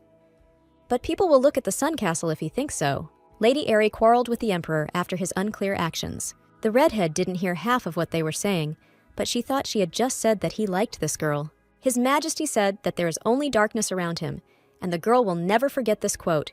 It is the most famous moment in the entire novel. Everyone has a star called hope burning in their heart, so you just have to ask yourself. He will guide him in the barren darkness, His Majesty, and the girl herself really got into the novel to reach the stars. Although the lady couldn't see them now, she could imagine what they were doing now. Probably the emperor extended his palm to her, and Airy placed hers on it. Lydia finally waited for the moment of this scene, but the blonde did not understand what the girl was so happy about. But the servant heard that the emperor confessed his love to Lady Airy, but she did not hear their entire conversation. The blonde still couldn't understand why the 30th concubine was so worried about who the emperor would love. Mar had been brought here as a prisoner, so the lady could understand why he was not particularly happy that something good was happening to the emperor. But Lydia could not tell him that the two would get married, and the emperor would start his life anew. Today, he was especially stubborn. Apparently, he really hates the emperor. It seems he just can't stand him. The girl explained that if Airy and the emperor get married, the lady will become the empress, and what woman would be happy that her husband has other wives? So the redhead is sure that Airy will ask the emperor to send home all these concubines, including Lydia herself. Once this happens, Odette will be able to leave the imperial palace and open a flower shop. But she is sure that the emperor will become softer, so the warrior will no longer be there. Then Mar will be able to calmly leave the palace and keep in touch with the girl at a distance. The lady considered this simply wonderful news, both for her and for her servant. The lady said that people change a lot when they fall in love, and judging by the conversation, she was 100% sure. It would come to pass that only good things would happen from that moment on. Lydia could not wait for the day when she would leave the imperial palace. To this, the blonde said that Lydia did not know if this was possible. Mar was worried about her, but she'd already told him everything. The emperor stated that his assistant's performance was very convincing. He wondered if anyone could have thought that he really liked the princess. The man was willing to bet that many ladies of Genovia were crying for the boy. He was simply chatting charmingly that day. Mar only told him to extract information about the asters from the princess, and did not tell him to use such methods. But he gave permission, so it would be very stupid and unfair to be angry. It would be better to put an end to this ridiculous plan as soon as possible. There is no point in Emperor Heron trying to wring the favor of the princess of an enemy nation. If they are not careful, strange rumors will spread. This woman has apparently already misunderstood everything. If he exposed the emperor, who was in love with the princess of Fairland, and found out nothing, then there is no forgiveness for him. The servant was unable to find out how the asters were processed, but he found a few clues. The topic was raised while they were walking with the princess in the garden. As His Majesty knows, Fairland has a flourishing perfume industry, so he complimented her perfume at her first ball in Heron and asked about it. She said that in her country, House Therion is famous for its perfume production. This is the family that put up the hardest fight against Heron in the last battle before Fairland fell. They were excellent swordsmen, but they disobeyed Heron and were killed for it. He thought they were just a family of trained knights, but apparently they had put down roots in the perfume business. Moreover, the princess told him about the Fairland proverb that he who is sad and taken by sorrow will easily understand his own scent. This metaphor must be referring to the Therion family's perfume philosophy. The doppelganger believed they might know how to process asters using this sentence as a clue. Perfumes make up the majority of Fairlad's production, but not everyone knows this important secret. He himself only recently learned that asters can be processed and used to bend others to his will. Maybe it would be worth sending someone to their house and stealing their heir. After all, the head of the family died. But someone had to take his place. If they steal the heir and scare them, most likely they will break and tell the secrets of the astras. Fairland's finest perfumer and rebellion organizer must know something about these flowers. You just need to lure the princess to your side, because the people of her country respect the girl, and even those who belong to the House of Therion will obey. When she orders the Therion heir to come to Heron, all they have to do is arrest them and bring them to the imperial palace. The man was no longer going to involve the princess in this, especially since he didn't want to hear Lydia talk about the love of the main characters. But suddenly, the assistant shocked him because he asked to make Aerie his empress. The emperor thought that there was no point in this, but the assistant asked him to think about it. If he made Aerie the empress, then he would get to the truth by any means necessary. But suddenly, the blonde remembered his friend's words that no woman would like it if her husband had other wives. And when Aerie became empress, she would be able to leave the imperial palace and open her own flower shop. But in that case, the red-eyed one decided that it was time for him to choose his empress. He ordered his assistant to make a statement about this as soon as the sun rose. The perfect solution was right under Mara's nose. First, she called him a pervert and a womanizer. Then she decided that he was in love with the princess. And after that, she tried to slip out of the imperial palace, being his concubine. This woman had the man completely confused, but he was not going to let her go so easily until the lady paid for her crimes. How dare the redhead say that she would run away from the castle, right in front of the emperor himself, even though she didn't know about it. The emperor's servants came to the girl and informed her that a new order had been issued by His Majesty. The decree stated that he would hold a competition to select an empress in the near future, so each concubine would have to show her best side. Lydia believed that things couldn't get any worse because she didn't want to be an empress at all. And why did the emperor need these competitions at all? And why did the plot of the novel change so much? Maybe the reason is that Lydia Odette is still alive. According to the novel's plot, this heroine was a minor villain, so she believed that saving her life would not bring about any global changes. Most likely, the lady caused the butterfly effect and changed the plot of the novel to reach for the stars because she escaped death and changed her destiny. This meant that there was no longer any point in knowing the original plot. The girl thought that Mar was too calm and asked why he was so cruel, because he was not at all worried about his friend. The redhead was sure that Aerie would become empress. But why did everything turn out this way? The man asked why the lady was so sure of it. But didn't the red-eyed man see how he and the emperor looked at each other? However, it could just be a pretense. The emperor could just be making a calculated move to achieve his political goals, so Lydia has the same chance of becoming empress as she does. So it was in the plot to reach for the stars. They were the only ray of light in the impenetrable darkness of the novel. The girl hoped that the events in the Heron Empire would be the same as in the original story. But if Aerie doesn't become empress, then what will happen to Lydia? Mar explained to the lady that the girl was a resident of the empire and a concubine. There was no reason why she should not be against marrying the emperor. She just had to think about what she would get if she became empress.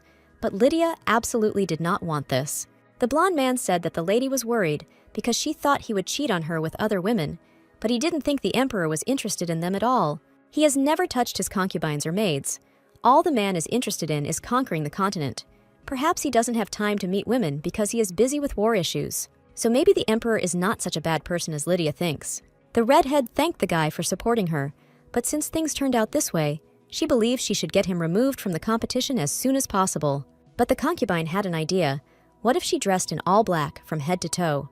The blonde asked if the lady really should go that far. The redhead assumed that the emperor was not a cruel murderer and pervert, and assumed that everything would work out and she would become empress. But what if it turned out that the man was not at all to her taste, and this is what she worries about the most? The emperor can choose the woman he likes, but the girl has no choice. What if she sees his face and doesn't like his appearance? And they wouldn't be an ordinary couple, they would be emperor and empress, which meant they couldn't get divorced simply because they weren't right for each other. Lydia likes kind men, and she would like to be with someone who will always think about her, even if he is not very talkative. The girl does not like rude and cold men. Her future husband should be affectionate and kind to her. At the same time, she would like him to be brave and charismatic. The blonde asked what if the emperor turned out to be her ideal? What if he was the man of her dreams from head to toe? But she said this because the emperor is definitely not such a person. It is only a hypothetical question. If the man turns out to be ideal, will the lady want to become his empress? The redhead asked for more details about what exactly the emperor would look like. The lady said that at the very least, he needed to be as handsome as Mar. She likes noble men with a sweet face more than very scary ones, so that they have the same delicate features as her servant. In truth, the girl likes men who anyone would call handsome. The concubine knew that she couldn't present the emperor like that, so she wanted to close the topic as soon as possible. The emperor is cold to everyone except Aerie, so there is no point in falling into hypothetical realities. Whichever method will bring her elimination from the competition the fastest is better. Or maybe she could avoid participating altogether, as much as she wanted to just run away. Maybe she could do that tonight. The redhead told the man that he needed to pack some things, no matter what they were, as long as they were easy to carry, to which he thought she was going on a picnic, saying that it was already dark. The blonde man couldn't believe that the concubine wanted to escape from the imperial palace, but she explained that she couldn't just sit and wait for the competition, and Mar wanted to escape from the imperial palace, so maybe this was his only chance. The girl confidently said that she was very happy that they were running away together, but his country was left in ruins after they lost the war. The man said that he was from Genovia, which is why Lydia, in that case, invited him to live with her. They could continue to live together as they had before, even after eloping. That sounded good. These guys got along well. She would like to continue living with him if he doesn't mind. They are good friends, so the girl is sure that they will make great neighbors. In the bushes, the lady noticed security that had reached very far. At this rate, Lydia will soon be discovered, so the girl must hide. Mar helped the girl hide in a tree. She thought that no one walked along this road. But then, where did the knights come from? To this, the servant said that they should return to Lilia's castle. It seemed they had increased security because of the upcoming election of the Empress, and he thought they should forget about the idea of escaping. He asked her not to get upset so much ahead of time, so he suggested coming up with another plan upon arrival at the castle, and also, perhaps, the Emperor would be kinder than she thought. But even if that happens, Odette doesn't want to marry him at all. In the end, he and Mar returned to Lily Castle without taking a single step outside the Imperial Palace. As if to mock their attempt to escape from the palace, they received shocking news in Lily Castle. He heard the news of the Empress being elected. It seemed like the concubines would be competing with each other. While he would have loved to see her command His Majesty's attention and take the position of Empress, her father doubted that would happen given the lack of progress over the past 3 years. The old man found another match for the girl. He heard that Baron Edison from the neighboring territory was looking for a third wife, so he sent him her portrait. A new mine was discovered on their territory, and he hoped that he would invest a large sum of money in this gold mine, and his daughter would marry him. Also, the Baron liked the portrait of the redhead, so she should not despair even if she does not win this competition. Her father will be waiting for her in front of the Imperial Palace next month. The man was going to sell Lydia for money when she was already the Emperor's concubine. His greed knows no bounds, which is probably why the man has lost his mind. And how could he even call himself a father? The lady didn't think she would ever read something like that again. That would make her jaw drop. In any case, she thought that the competition would last for a month. She would not have read the decree carefully because she was busy planning her escape. Apparently, there was something in the description of the competition that the concubine might have missed. The discharged concubines will have to return to their homeland. They will be given compensation and the right to remarry. The man suddenly declared that, judging by the words about compensation, the emperor was kinder than the girl thought. If Eri becomes the empress, the rest of the concubines will be free, of course. This is great news, but it means that the lady will have to return home as soon as she leaves the palace, and she will be given to another man even before they meet him. The girl thought that she should simply exclude herself from the competition and marry this aristocrat, but that also sounded terrible. Then, should she lock herself in the imperial palace and maintain a good relationship with Eri for the rest of her life? But that outcome was also delusional, because then Lydia would be lonely and sad. The blonde suddenly declared that there was only one solution to this problem. Red-Eyed said that this solution would be to seduce the emperor. After all, if she succeeds, she won't have to marry an old man or run away from the palace and open a flower shop. To this, the servant declared that he would help his girlfriend seduce the emperor. Maybe the emperor wasn't as bad as Lydia thought. She could charm him and become the empress. Then she could do whatever she wanted. But the redhead has tried so hard to survive for the past 3 years that she can't accept such an unfair outcome. But Eri must become the empress in this world. Therefore, the girl cannot go against her. Even so, she must do everything to survive. The concubine does not have to become an empress, but she needs to become one of the finalists. No one can quarrel with a concubine who is close to becoming empress. Odette thought that she had already gone crazy since she agreed to something like this. Maybe it was all because of the shock from that letter. Although, she didn't even have to be a finalist. She would just take the compensation and leave. Yesterday, the girl blurted out without thinking, so she would explain everything to Maru. But suddenly, the man brought her water to wash and breakfast. The girl did not understand why Mar was suddenly doing all this.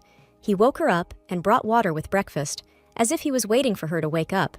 He was trying to cheer her up after yesterday.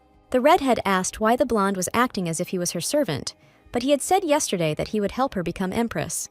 The lady, of course, is not going to sit and wait to be removed, but she needs to at least make a good impression on the emperor and the other concubines in order to remain safe. So she suggested that they come up with another way.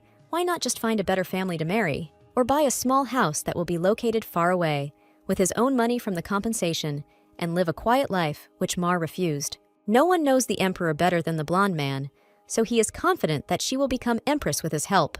The man knew everything about him, including his habits and tastes. But still, Lydia was more than sure that the emperor liked Eri. How could she come between them? Maybe it would be better to ask Eri for help. They had become close lately, so she didn't want to disturb her, and she was sure that she wouldn't turn away from the heroine since they were now friends.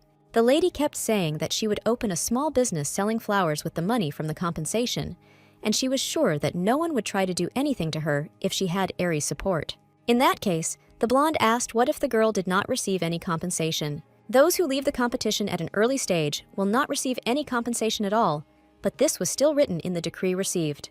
Mar heard the maids talking about it when he went out for a walk at dawn. This means that concubines who leave the competition early will be considered unfit for the competition and will be sent home without compensation.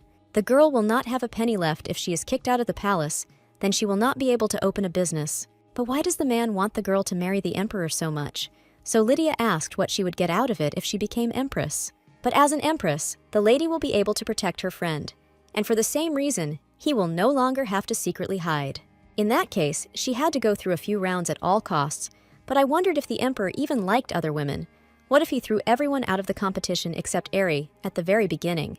Then, the concubine will try to avoid being eliminated from the competition in the early rounds, and when the time comes to leave the palace, she will take Mara with her and say that he is her servant. The blonde decided to wait until Lydia finished her meal and then eat himself, but he never worried about it, so the redhead tried to explain to him that he was her friend and not just a servant. But now everything is different. The girl will compete for the position of empress, so she should not forget about her dignity. Other concubines may have a dozen servants to help them, but they just have to leave everything to the man and focus on the competition. In any case, the lady was very glad that Mar was here. He was so kind and looked after the concubine in everything. He took on the role of a servant to help the redhead become empress, supported her when she cried because of the competition. The man suddenly asked if the lady really thought he was a kind person. She said he was the best man she had ever met. The idea of a competition to select an empress is already astounding, and the emperor also decided to send all the concubines home with compensation. First, he changed a couple of rules, and now he is completely immersed in the election process. This complicates everything.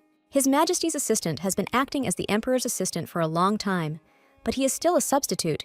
When the emperor gives him orders, he has no choice but to obey them without question. Previously, the emperor was not interested in anything except war, so he decided that he would not notice if the guy gradually took control of the throne and the empire. He had been completely neglecting his duties lately, as they began investigating the Aster case at Aerie. The assistant planned to make the girl the empress under the pretext that it was necessary to collect information on the Astras. But thanks to the emperor's announcement of a competition instead of electing the empress himself, his plan went down the drain. He thought to change the rules of the competition in favor of Aerie, but the emperor also set them, so nothing can be done here. Brunet knew that he had to take possession of the imperial seal. Even though he made him his double, he did not give up his seal. The seal grants absolute power and legitimacy, but no one had ever used it before, so the boy considered it a mere symbolic trinket. The blonde will run the competition himself, so the look-alike should just follow their instructions. The green-eyed man apologized for the indiscreet question, but why did he go to such trouble?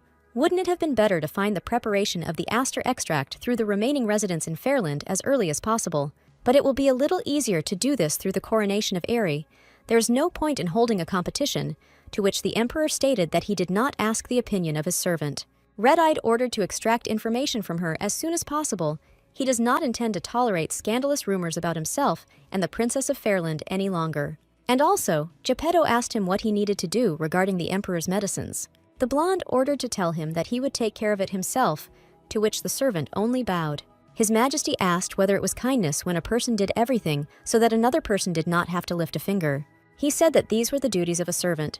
They usually do their job, so it cannot be called kindness. Most likely, the red-eyed one means showing leniency to the enemy on the battlefield.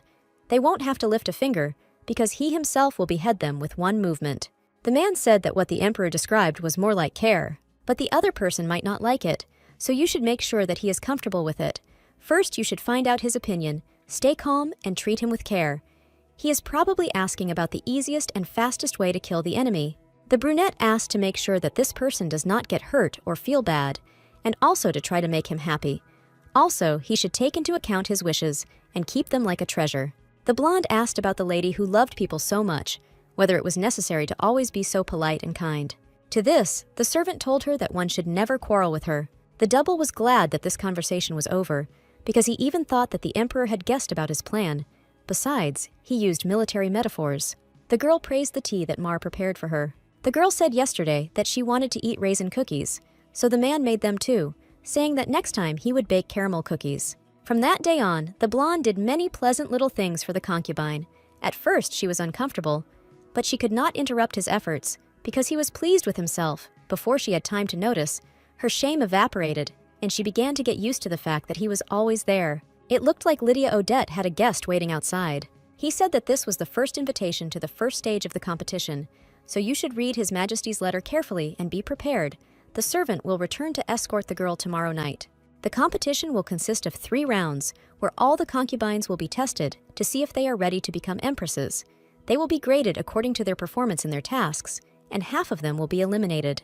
After 3 rounds, the candidate with the highest score will be declared the winner and become the empress. Everything is like in a survival game. I wonder if the losing candidates will be able to return to the game. The lady could not lose in the first round and leave the palace with nothing. In any case, Lydia's first task was a masquerade ball, and it was obvious that the winner had already been chosen. Tomorrow night, all the concubines must take part in a masquerade ball that will take place in the sunny castle. They must choose a beautiful outfit, but hide their faces under a mask.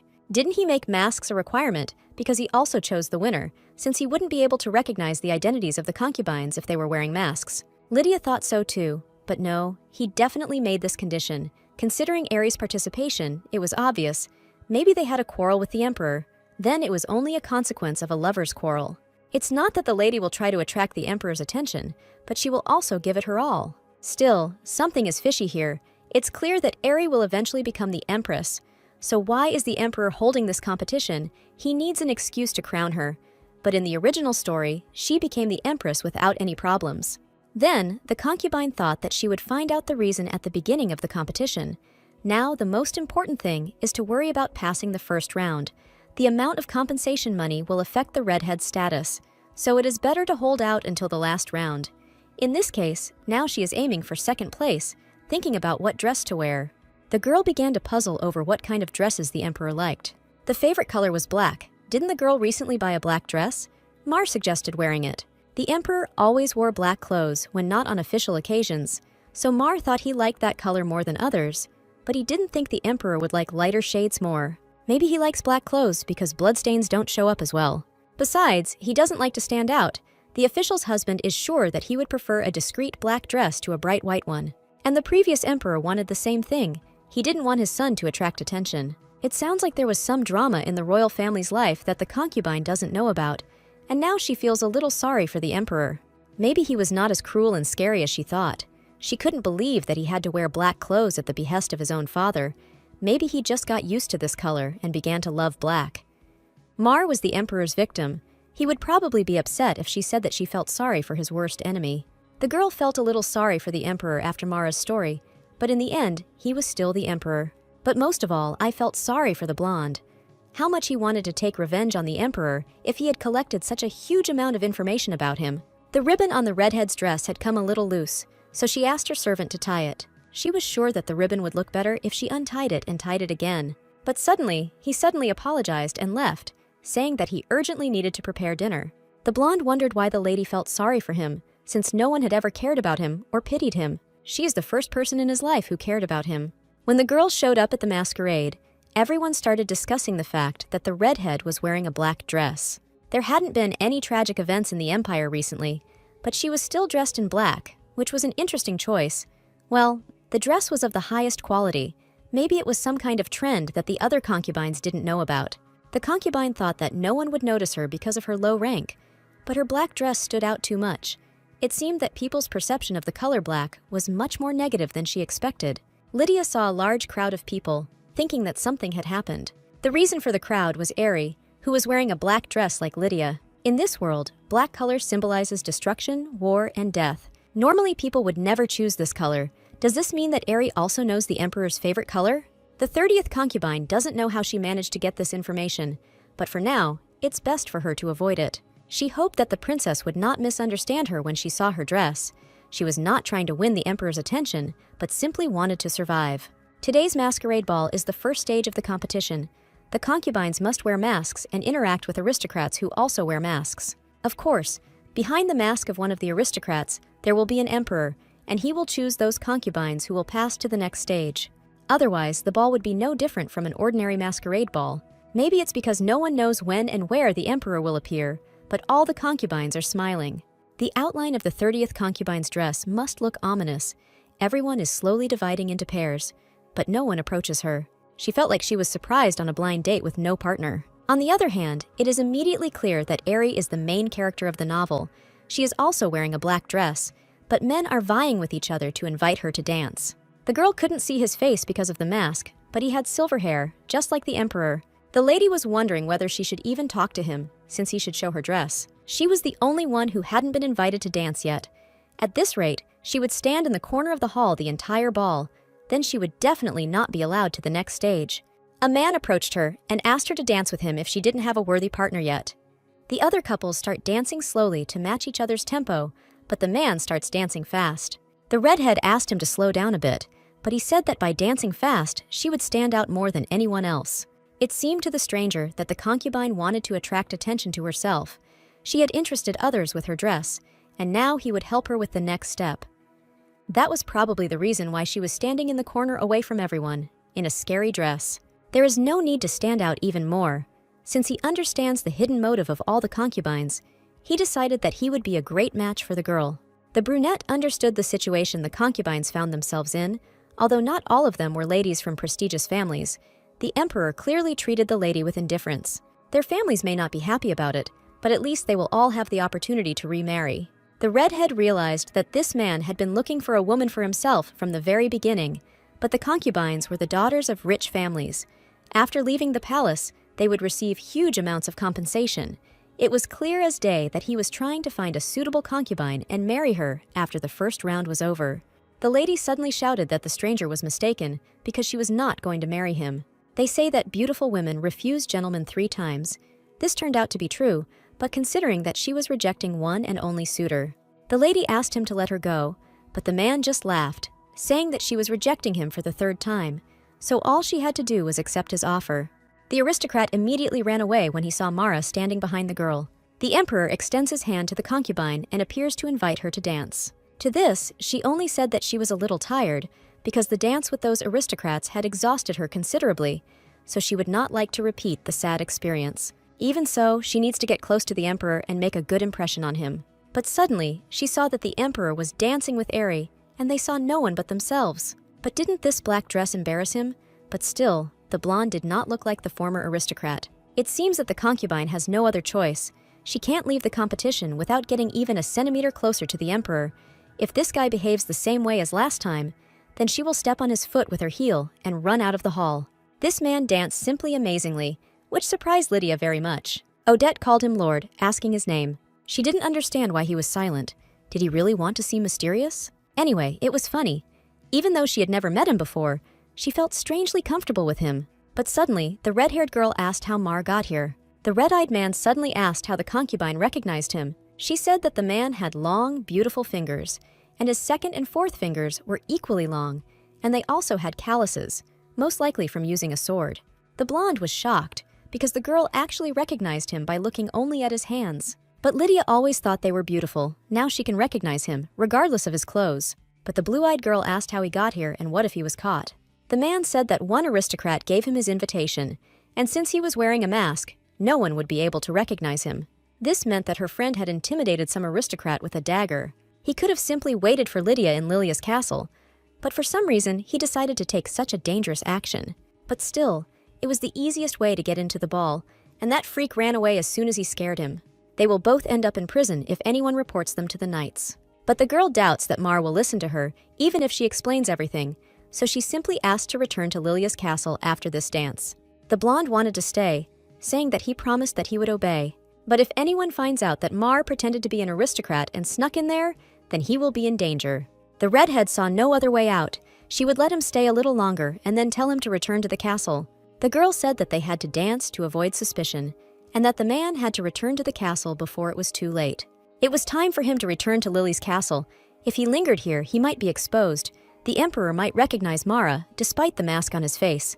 The blonde asked the concubine to return home immediately after the ball ended and tell him how the first stage went. Before he was so stubborn, but now the man listens to her. Maybe Mar just wanted to dance a little, which was charming. The lady would like to have a boyfriend like Mar, but not only handsome, but also sweet, listens to everything she says, and lately, he has begun to smile more often, exactly her ideal type of man. But what can she do? Lydia can't think of him as a potential partner. After all, he is her friend, and she must protect him. Now that the servant is gone, she needs to find the emperor and Eri. But suddenly, the redhead saw that they left together, and she couldn't squeeze through the crowd. Tripping over something, the girl began to fall and landed right into the emperor's arms. Even if he is a tyrant, the concubine does not think that he would commit a crime right in front of the woman he likes. The double said that there was no need to apologize, because it was his own fault for not giving way to the girl when she wanted to pass. But he had silver hair like the emperor, and she felt like he was getting along well with Eri. There's something fishy about this. In the novel, the emperor was cold to everyone except Eri.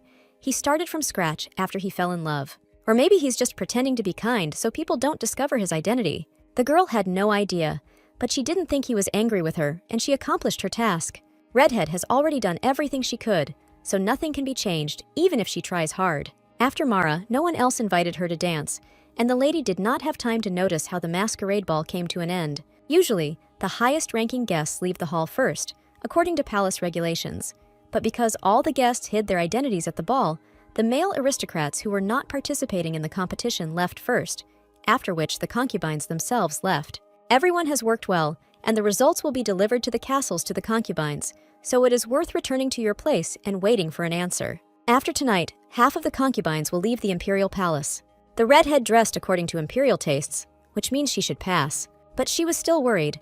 It wasn't fair that she had to compete directly with Eri. They both wore black dresses, but she was just gorgeous. Having met the princess, she said that they had seen each other for a long time. She wanted to say hello to her, but there was no opportunity. Eri is doing well. She also wanted to say hello, but she was so surrounded that they didn't find the opportunity to go and talk to Lydia. Either way, Eri looked absolutely gorgeous. She thought the lady was flattering her, but today at the ball, they sparkled brighter than anyone else. The lady said that Lydia's dress and her mask suited her very well. She can say the same about the princess. She didn't even know that black suited her so well. In fact, her maid prepared this dress for her mistress. she told her what color His Majesty preferred. Her Highness made friends with the maids who work in the sunny castle, and they helped her, of course. She could get into trouble if the Emperor himself found out about it. But Aerie will do everything for the one she is truly in love with. In the novel, Aerie realizes how she feels after the Emperor confesses his feelings to her. Only with the Emperor could she forget about the burden of her responsibility as the princess of a fallen nation. Then it would be better to clear up any misunderstandings she might have. She needs to tell Lady Aerie something. The redhead said that she did not want to become Empress because she did not like His Majesty. The lady just wants to get compensation money. She invited the lady to the flower shop after she gets the title. When she is eliminated from the competition, she plans to leave the palace and open her own flower shop. Therefore, Aerie should not worry about her at all. She will support the girl in everything she has. The pink-haired girl said that there was no need to say that. It was natural for a concubine to want to become an empress. She said that she might have been bothered by the fact that they both came in black dresses and by what she told her. But Aerie didn't mind at all. On the contrary, she would also support her friend. So, it is worth supporting healthy competition and achieving your goals together. The girl thought that she could finally escape the role of a villain. She couldn't even imagine that Aerie saw her as a rival. What if she decides she wants to be empress by the end of the competition? Blue-Eye did absolutely everything for the sake of her beloved kingdom. A few days after the masquerade ball, she received a letter containing the results of the first stage and details of the second. The winner of the first stage was the 31st concubine. Lydia knew that Aerie would take first place, and she was curious how she would do. The redhead was simply shocked that she took second place. But she danced very little at the ball. How is that even possible? It seems the Emperor is very fond of the color black. Lydia realized that now was not the time to sit around. It's better to tell Maru all the details as soon as possible. But where did he suddenly disappear to? He said he would water the starflowers. Perhaps I should just wait for him here. And while the girl waits, she will finish reading the letter. The theme of the first round was beauty. The theme of the second will be wisdom. The concubines would have to silence the Emperor's bedroom with one thing. It was a tricky task. How can you fill a bedroom with just one thing? The lady had no idea what might be suitable, and she decided to read about it in the library. Aerie told her where the library was. She said that there were a lot of different books there, so she could find the answer to the riddle there. The girl was suddenly informed that she was forbidden entry because nitrification was required to enter the Imperial Library. The lady asked if there was any other way to confirm her identity. Her castle was far from there, so she would waste a lot of time if she went there for him. She thinks she can attract His Majesty's attention if she hangs around here. But doesn't the 30th concubine have the right to read the books of the Imperial Palace? One of the girls recognized Lydia Odette and decided to approach her. This girl was Dahlia Lindgren, the Emperor's 7th concubine. The blonde said that she would vouch for her companion so that Lydia would be allowed into the library. Odette thanked the lady for helping her get into the library, to which she said that concubines should help each other. She suggested looking for her together. They would help them get the books in her name. By the way, the concubine couldn't believe that she was spending time with the concubine who had won second place in the competition.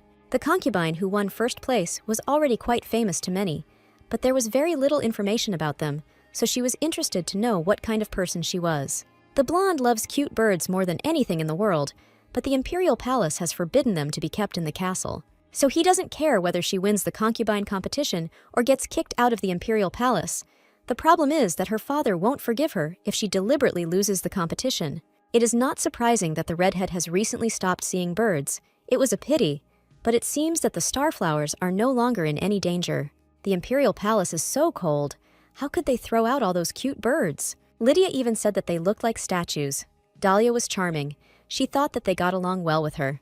But suddenly, the blue-eyed girl saw a book about birds and wanted to read it. In any case, Odette needs technical books, where books are about common sense and knowledge. Suddenly, the redhead saw a book called From the Beginning of Time to the Present. The basic ingredients for alchemy are grated unicorn horn and a leaf of morning dew. Take these ingredients and place them in a cold bed of melting ice. In the very beginning, when the world was born, Hellas, the goddess, created 2 living beings in her image. She named them werewolf and human, and placed a blessing on both. The werewolf was given strength and a muscular body, while the human was endowed with complex emotions and intelligence, so they lived in harmony. Hellas ordered her children to rule the world together, starting from the earth to the heavens.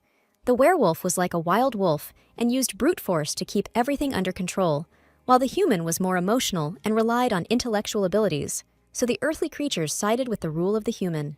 The man felt sorry for the werewolf and prayed to the heavens, asking to make the werewolf half human and half monster. But the werewolf considered such a request unfair and became enraged. and a war broke out between the werewolf and humans for the first time in the history of the world, and the continent was divided into two parts because of that war.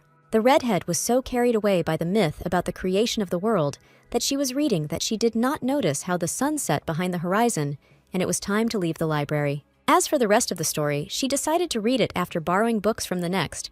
She was in a good mood because she became friends with the seventh concubine. She was so kind and open. But she couldn't even imagine what was happening in Lilia's castle all this time. Returning to the palace, the girl saw Mara, who for some reason was covered in blood. It was real blood, which made the redhead incredibly scared. There was a dead animal next to him, and the lady suddenly realized that it looked like the blonde had eaten the poor thing. The man suddenly started shouting that he would explain everything. She shouldn't have even asked him what happened, but the girl ran away without even listening to him. He said he would explain everything, but the concubine did not even try to listen to him. She must have upset him a lot. She should go back to him. Seeing Ari, she began to ask why Lydia had turned pale and why she didn't rest in her castle until she came to her senses. The girl recently bought some tea with a calming effect.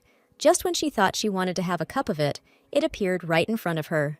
The maids have prepared some desserts, so Ari asks her to take as much as she wants. The tea was simply gorgeous, and the lady was glad to hear the compliment. By the way, Ari congratulated Lydia on winning the first round. They were simply irresistible in that dress. She knew that she would take first place. Odette was initially hesitant about choosing a dress, and chose exactly this one because she learned that His Majesty loves black. Lydia was sure that His Majesty decided that she was the most beautiful lady at that ball. Since the ladies were alone now, Ari decided that Lydia could tell her about her worries. The lady said that she thought she had accidentally discovered the secret of her close friend. She was so stunned that she ran away from him in fear. The man told her to wait, but she was so scared that she ran away from him as fast as she could. The pink-haired girl doesn't know the secret of her friend's friend, so she didn't understand what could have scared her so much. But the redhead said that he asked her to wait. He probably just wanted to explain. The princess was sure that it hurt him to see her fear. If the blue-eyed one does this, she will be able to destroy the wall of misunderstanding. Lydia thanked Her Highness for her advice and decided to go talk to her friend. It was nice talking to her, as Ari said next time she will visit Lydia. Not finding the guy at home, she began to reason that it was dangerous outside, and he couldn't just leave, because he knew about it. But the redhead is trying to fix the situation, just like Ari said. First, it was worth looking for Mara in the places where he is most often. Having finally found the man, the concubine found him in a crying state. The demon suddenly asked if Lydia was also going to leave him. He reported that the lady had run away from him, and he had tried to stop her, but she had left him anyway. The blonde asked if Lydia really despised him now, so much so that she avoided him. The girl said that, to be honest, she was scared because he didn't look like the Mara she knows. That's why she ran away. But the lady didn't want to know the reason for his actions. One day, a man and a woman got married for personal reasons, and for a long time they had been arguing because they could not bring an heir to the world. The woman was so afraid of being abandoned if she did not give birth to an heir that she lied about being pregnant and got the child involved, whom she successfully passed off as her son. Seeing the boy's silver hair, similar to his wife's, the man made him his heir, not even doubting his relationship with him. But the child grew up, and problems emerged one after another. His appearance, character, habits, abilities, strange fits of rage. They made him completely different from his parents. Having discovered this oddity, the man conducted a secret investigation and, in the end, came across a stranger. Rumored to have had an affair with his wife's sister, the man's name and status are unknown, but he was able to become an influential knight due to his outstanding sword skills. And he had silver hair and red eyes, a handsome face, and a tall, muscular body. Everything about this knight reminded the man of his son, and although the man wanted to believe that it was all just a coincidence, this knight also had uncontrollable fits of rage. The man grabbed his sword like a madman and continued to participate in the war, despite the protests of his beloved. He killed countless people, as if he had a grudge against all of humanity, and as a result, he died on the battlefield. Moreover, the blonde's anger turned out to be more terrible than his rage. If his own father hated all humanity, then Mar himself wanted to destroy all living things. When the Emperor sees the blood of a living person, he immediately goes mad. The red-eyed man's mind loses control over his body, and he turns into a wild beast. Everyone calls the blonde the god of war because he went crazy at the sight of blood, being an excellent fighter. But in the end, the man could not live a normal life like everyone else.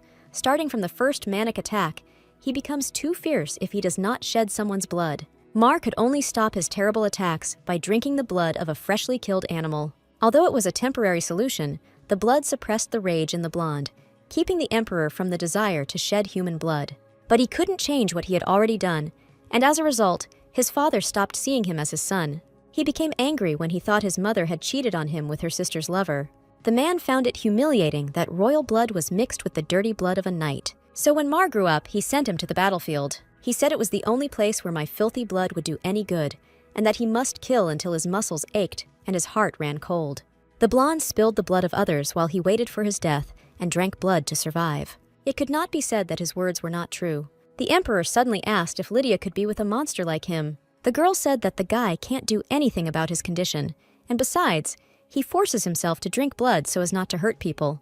In fact, the previous emperor was a disgusting person. He didn't deserve to be a father. How could he say something like that to his son before he died? If she were in his place, she would have hired all the doctors on the continent to help him live peacefully with people. There was no point in remembering the words of a father who was not like that. You just need to forget everything he told him. Who would not be upset to hear how badly a person dear to him was treated? Moreover, Mara's father hurt him, but he does not burst into tears and does not cry. Lydia stated that a man doesn't have to listen to his parents at all. The blue-eyed girl said that she doesn't have parents. Despite this, she copes well herself. Looking at others, she can confidently say that parents are not always good people. The concubine has known this truth for a long time, but her parents' attitude towards her was simply terrible. Therefore, a man needs, first of all, to love himself. His parents' opinion of him is not that important. Of course, good parents should be treated accordingly, but he should still value himself more than anyone else. Therefore, it is stupid to think about the words of the father. Perhaps this is why Lydia's father tried to marry her off to that old man, because she is not his biological daughter. In this world, the parents are Viscount and Viscountess Odette. The lady told him about her parents from her past life without even thinking. The blonde took the lady by the waist, telling her that she was the only one who accepted him for who he was. As long as the girl is by his side, he has nothing else to dream about. He moved closer to his beloved and kissed her tenderly. The lady immediately decided to change the subject and asked what the task for the second round would be. Lydia also decided to tell Maru that she took second place in the first round. The concubine said that it was worth checking the flowers, since she had not been to Lily Castle for a day because there was no time. The lady looked at one of the flowers, realizing that they were melting. Now they even smelled. That sweet scent seemed familiar to the girl. It smelled like fabric softener. This had happened before. There was a scent in the air, although these flowers do not smell. He speaks of a pleasant smell coming from the soil, but if it is not the perfume that the thief spilled, this aroma feels quite different. But she didn't think anything was the work of a thief. It didn't look like any flower had gone missing again, but the flowers themselves never smelled. The soil smelled, and the flower that Lydia planted in this smelling soil disappeared. Perhaps no one stole the flower, since it could have simply melted and soaked the soil, but the lady did not fertilize the flowers with anything. Maybe Lydia's tears were the reason. She was crying next to the flowers now. It seems that starflowers melt and start to smell when tears fall on them. The flower melts only a little, but the scent lasts for quite a long time. How interesting. Fill the emperor's bedroom with one thing. That was the answer. The concubine was asked to stand in line in front of the doors. Everything is fine. The redhead can do it. Mar realized that the flower melts and becomes fragrant when tears fall on it. This was true, but the girl had never seen anything like it before either. The girl was going to make perfume from starflowers and open a business selling star perfume when she left the castle. She plans to fill the prince's room with perfume as a test for further business. The blonde knew that aster perfume was a real hell. He knew how to make perfume from them, but it seemed too dangerous an undertaking. Even if there is only a little perfume, someone can steal the idea of a redhead if they spray it in front of everyone. You could just use fruits because they smell good. This should have worked. They will go experiment. I wonder what fruits they have left in the kitchen. No matter where the lady looked, she could not find a fruit with a strong aroma that lasted longer than the star fruit. For the second round, fruits with a strong smell would be ideal, but those fruits don't smell that strong. The star flowers melted because of her tears and became fragrant, and their scent was much stronger than the scent of fruits. If so, the girl only needs to melt the star flower and let the fruits absorb it. There was not much time left. The servant asked for forgiveness, saying, but they needed to solve the riddle quickly. She needs to leave as soon as possible, but if she prefers to choose a specific date, they will take it into account. He didn't want to offend the lady by pointing out her loss when he voiced his decision, so he omitted the humiliating part. The concubine definitely filled this room with one thing, but can a man smell the fragrance? For some reason, everyone became so happy and started running around the entire bedroom from this smell. They apologized to their people because they were blind and did not understand the meaning of her decision. In any case, the redhead passed the second round, and the idea with the fruits was a success.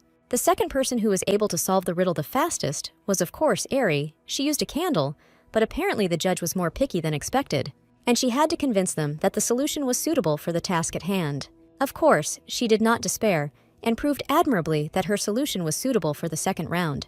Some of the other concubines also managed to advance, but their decisions were simply terrible, so this time, Aerie will be able to take first place. At Lily's castle, before the results of the second round were announced, Lydia used a fruity scent and Lady Aerie used a candle. It seems like everyone took a creative approach to solving the riddle. Odette called Lady Dahlia a smart and beautiful girl, adding that leaving the castle would be a huge disappointment.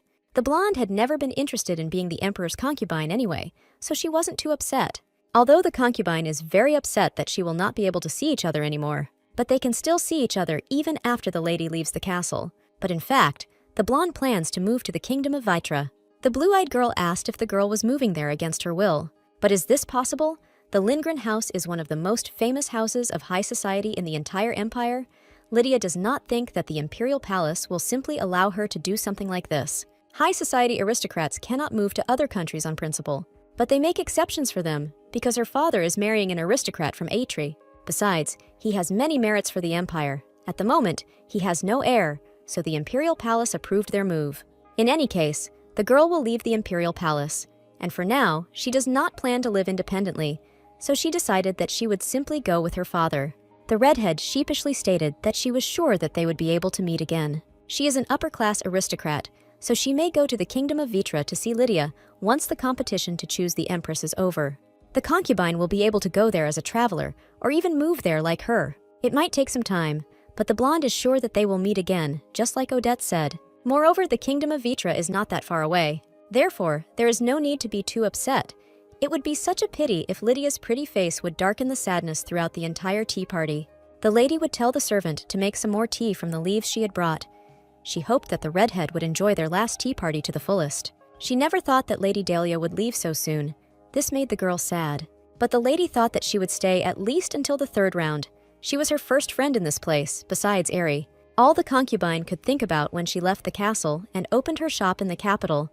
She never thought about starting over by moving to another place. If Viscount and Viscountess Odette were to move from the Heron Empire to another country, it would be like finding their daughter. Also, Mar will be safe because he won't have to worry about being captured as a hostage in a war. Moreover, the probability that the Heron Empire will start a war with the kingdom where the family of the most influential aristocrats of the empire has moved is too small. In fact, both countries are entering into an alliance through this marriage. And this means that the kingdom of Vitra will become the second safest country to live in after the empire. It didn't sound so bad, but would Mar want to leave the empire with the girl? Mar asked his assistant why he was so surprised to see him sitting in his office. The second round of concubine selection ended today, and the brunette just received the answers of those who managed to reach the third round. The concubines who solved the riddle the fastest were Aerie, who used a candle, and Lydia, who used fruit. She used the fruit scent to get through the round. Surprisingly, there was enough fruit. The judges who were evaluating her spoke very highly of her. Attempts to win Aerie's trust are going quite well. At this rate, sooner or later she would let her guard down. The guy apologized for not being able to bring evidence, but he almost got to the truth. He will definitely find out the secret behind the asters before the end of the third round. The green-eyed man just wanted to warn the blonde that he had pushed Aerie to write a letter to the Therian household. However, Marquis's son Therian replied that he could not come to the Empire because he was still being watched. The remaining hostages from Dion and Arcade have become completely unruly. As for those who have surrendered, the man should kill them all so as not to deal with the consequences that they may lead to. Mar was ready to bet that Lydia would not like this. After all, she dreams of living peacefully and happily. Red-Eyed wanted to make her his empress and keep her in his palace forever, but at the same time, he knows what he should never do. Even the most luxurious vase cannot prevent the wilting of plucked and imprisoned flowers. He didn't even dare to dream of such a life, but Lydia's words seemed to save him. The man wanted to make her dreams come true. No, rather, Mar wanted to be a part of her dreams. He believes that one day he will have to give up the throne. The man was going to end the war as quickly as possible. And when the time comes, the throne of this empire will belong to a double. But only after the war is finally over. Therefore, it is imperative to complete the development of the aster extract as soon as possible. When everything is ready, the blonde will sell it to their elite agents, forcing them to influence Fairland. It will be enough to behead their leader to get rid of their sailors, because they are not part of the official army. It was decided to prepare a group of knights who will hide in ambush and immediately neutralize everyone when they fall into chaos. The man does not want to give the throne to an incompetent person. His task is to completely and unconditionally destroy those who have power in Fairland. If the brunette does everything as the emperor ordered him, then he will become a marquis for the rest of his life, as if he had been one from the very beginning. The man said that in exchange, he promised to prove to the blonde that he would make the ideal emperor. People will start saying that His Majesty has a soft spot for the princess, so she should be given second place, and then do as the guy sees fit. Why does the blonde care so much about this competition? If he wants to involve the Terrians in this, it would be wiser to give Aerie second place. The assistant had managed to lull the princess's vigilance, so why not take the opportunity and let her see for herself that she would become empress? The emperor ordered that it should be ensured that she did not learn that she would be disposed of as soon as the marquis's son was imprisoned. The green-eyed man bowed, but was completely sure that it was he who would get rid of the emperor. The guy's behavior changed completely, which even scared Lydia, judging by the way he uses those pompous words towards her when she is just a concubine of a lowly title. He must think that the lady has a chance to win the competition. He informed her that the thing should arrive soon and asked if she needed anything else besides what she had requested.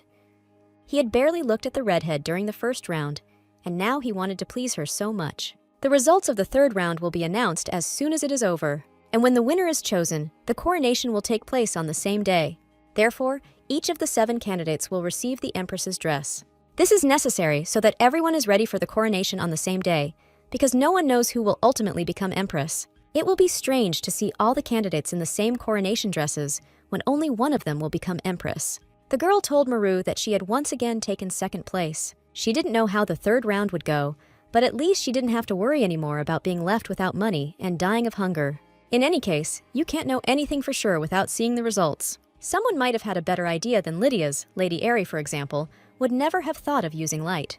When Odette saw her friend off, she said that she really hoped for their next meeting. As she said, they will be able to meet again, and the Vitra kingdoms are not that far away. Dahlia asked if the lady was really going to address her so formally, and later asked to call her by her first name.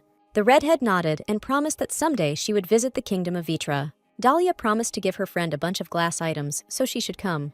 The lady was about to leave, but asked to stop the carriage so she could give the girl a ring. It contains her seal, which she can use to find the blonde when she arrives in their kingdom. This ring was on her when they first met, so it is very different from the identity documents. Can she give her such valuable things? This gift shows that its owner belongs to the Lindgren house, so the blue-eyed girl saw that it would help her if she showed it to others. The redhead was sure that Maru would like that country too. She had heard that the kingdom was famous for its desserts and beautiful dishes. But there are also many things in the Heron Empire. They don't have to go to another kingdom. But the girl didn't know because she wasn't outside the palace. She really thinks that the Vitra kingdom will be much more fun than the Heron Empire. Dahlia is so lucky that she will live in such a beautiful place. They should also move to the kingdom of Vitra later. Lydia thought about it and realized that it would be difficult for Odette's house to find her if she moved to another kingdom. And now that one of the features of the high aristocracy has moved into the kingdom, the chance that the emperor will declare war is too small. The blonde suddenly suggested that the girl go outside together. The man was sure that the lady would understand where she would be better off if she went outside. Getting through the crowd of palace guards would have been difficult, but the emperor had a plan. They changed their clothes, and the lady pretended that Lady Dahlia had left her seal with her. In that case, she was released from the palace to run for the carriage to give it to him. Under normal circumstances, this wouldn't work, but the girl feels like she could save a lot of time and effort if she knew she could leave the palace this way. But most likely it was all because Mar simply didn't want to say goodbye to her. To this, the emperor said that they needed to hurry because they had little time. But there was nothing special about telling a friend that you liked him. Before, she couldn't understand what he was thinking, but now she could guess it was charming. There is a drawbridge near the front gate of the imperial palace, and to the south of the bridge are the houses of the aristocrats. The gate they just passed is in the very center and is used by important visitors to the imperial palace. Beyond the gates, there is a forest path leading directly to the business part of the capital. The blonde said that the Empire of Heron was better than Vitra. He insisted as if he himself was a resident of Heron. The girl asked the man why he needed glasses, but he thought it would be better to cover his face. It didn't look like the imperial palace was looking for Mar at all, and if His Majesty had ordered him to be kept locked up, the knights would have been looking for him long ago, but they hadn't seen them either. The blonde said that was all, because no one would be able to recognize him with glasses. His eyes, as he knows, not everyone likes them. Most likely everyone despises them, but the girl did not understand what was wrong with his eyes. The redhead took the glasses from him and said that no one thinks that way. At least he knows how beautiful his eyes are, like diamonds. Therefore, there is no need to wear glasses anymore, otherwise people will not be able to see the true beauty of a man. The friends decided to visit some fair. It was noisy and fun there. She thought that the city would have a different atmosphere because of the unfinished war that has lasted for so long. But all the people look happy. Maybe it's because they are in the capital. Although the war is suspended due to the peace treaty, it has been going on since the coronation of the last emperor. It will all end in one night. Perhaps the empire's long victories created such an atmosphere in the capital. Judging by how people use the emperor's nickname as an insult, in any case, due to the empire's long victories, it was the inhabitants who suffered the brunt. The empire seems to be doing well. But why not just end the war? Then the emperor's people will stop cursing him. After all, it was because of the endless war that he was called a tyrant. The girl tripped over her own skirt and began to fall, but someone caught her by the waist. It turned out to be Mar, who asked if the girl was okay. Come to think of it, this wasn't the first time he'd helped a lady keep from falling, and I wondered if he thought she was clumsy. People might think that the blonde man was carrying his concubine in his arms everywhere. Although it doesn't seem like it at all, the girl asked the guy to put her down on the ground. It seems like they will attract the attention of others if he continues to carry her like that. As it turns out, the heel of Lydia's shoe seemed to have broken when she fell. She thinks she will have to buy a new pair of shoes. But are there any shoe fairs around here? The blonde suggested looking around and finding where they could buy them, but for now, the servant would help the lady walk. Entering the shoe store, the lady said that she would just like to buy shoes, to which the seller said that they had come to the right place. While traveling, he had run out of money, so he began to sell his things. He would have gone home empty-handed if not for the girl. The redhead said that it was very cool because she just needed new shoes. Realizing that the boy was in a difficult situation, and she was just looking for shoes, she definitely needed to buy them here. But suddenly, Mar said that he spoke to the girl like that with the broken shoes. Red-Eyed asked them to quickly buy shoes so that they could go, because the couple did not have much time left, and the concubine said that she really wanted to see the fireworks. Suddenly, the redhead instantly remembered that the fireworks would soon start. The emperor noticed that one of the beatniks was not from Harran at all. He said he was traveling, but he ran out of money, so the seller was selling his things, so Sir's from another country. It seems that His Majesty knows his boots well. He immediately recognized that these boots were not from Harran. They are all new, so there was no need to worry. The seller brought them as gifts, but was selling them because he needed money. There was no need to worry, because Lydia was buying the boots because she needed them now. Everything was fine, even if they were a little uncomfortable. The merchant assured the miss that all the shoes were of good quality, which turned out to be true. They were fine and more comfortable than the lady thought, and it looked like he hadn't ripped them off. The girl was overjoyed that the fireworks had not yet started, and they were not late. There were too many people here, and the redhead was wondering what to do about it. The blonde suggested that she find a quiet place without people. Mar was so eager to please the concubine that he found a place right on the tree. It was not worth admitting that it was much better to sit here. I wonder what Harran's fireworks would be like. The girl, as if in a dream, could not believe that she was really enjoying the festival and would soon be watching the fireworks. Everything was so fabulous. But the blonde asked if this meant that she liked Harran. The blue-eyed woman asked if the man was still worried about this, to which she replied that she liked Harran much more. She had a lot of wonderful memories with Mar here. She had never even been to Vitra. The redhead said that she would like to live with a man in a small village. But suddenly, when another firework exploded, the man briefly said that he liked the girl, to which she replied that she liked him too, and also liked watching fireworks with him. The redhead began to think about the guy who sold her the boots. She thought that she had never met a foreigner before. The emperor was not sure, as far as he knew, who the people were who wore such clothes. The lady would like time to stand still right now. These fireworks sound like fanfares wishing happiness to the bride and groom on their wedding day. The man tried to confess again, because the first time, the lady simply did not listen to him. He looked at her and said that he liked Lydia. Maybe that's why his words seem a little different, although they remain just friends. Although the girl knows that this is not what he means. Her mind refused to understand these words differently. But maybe it's normal, just for one day. After she and Mar returned from their walk, she realized that the third round she had forgotten about was just around the corner. The man asked the girl to have a snack while she rested, and he would go and clean the room. Last time he helped her with the room, and now she would like to help clean his room. They started packing their things to leave the palace before the third round started. After they packed her things, it was time to pack Mara's things. But he was so busy helping her that he hadn't even started getting ready yet. A girl couldn't be a bad housewife and force Mara to do everything for her. Suddenly, among her things, the lady found a scroll with information about the third round, and thought that she had lost it, but it was here. Come to think of it, the third round of the concubine competition will start soon. Isn't this a scroll with the rules for the third round? The blue-eyed one doesn't need to read it, but she was still interested, and it would be strange if she didn't even know what she was running away from in the third round. And something that would resurrect the girl from death sounded familiar enough. The man here only has a bed and a closet, which is what he meant when he said he had a lot of things. Then, where did he put all his things? I mean the things he brought with him. So it's true that he doesn't need to help Lydia at all. He should have gone into his room earlier. In their house, the first thing to do is decorate his room. So the blonde didn't like it when there were a lot of things in the room, but you can't live like that in a new place. When they move, the first thing to do is decorate his room. So the lady asked him to think in advance what he would like to have in his new room.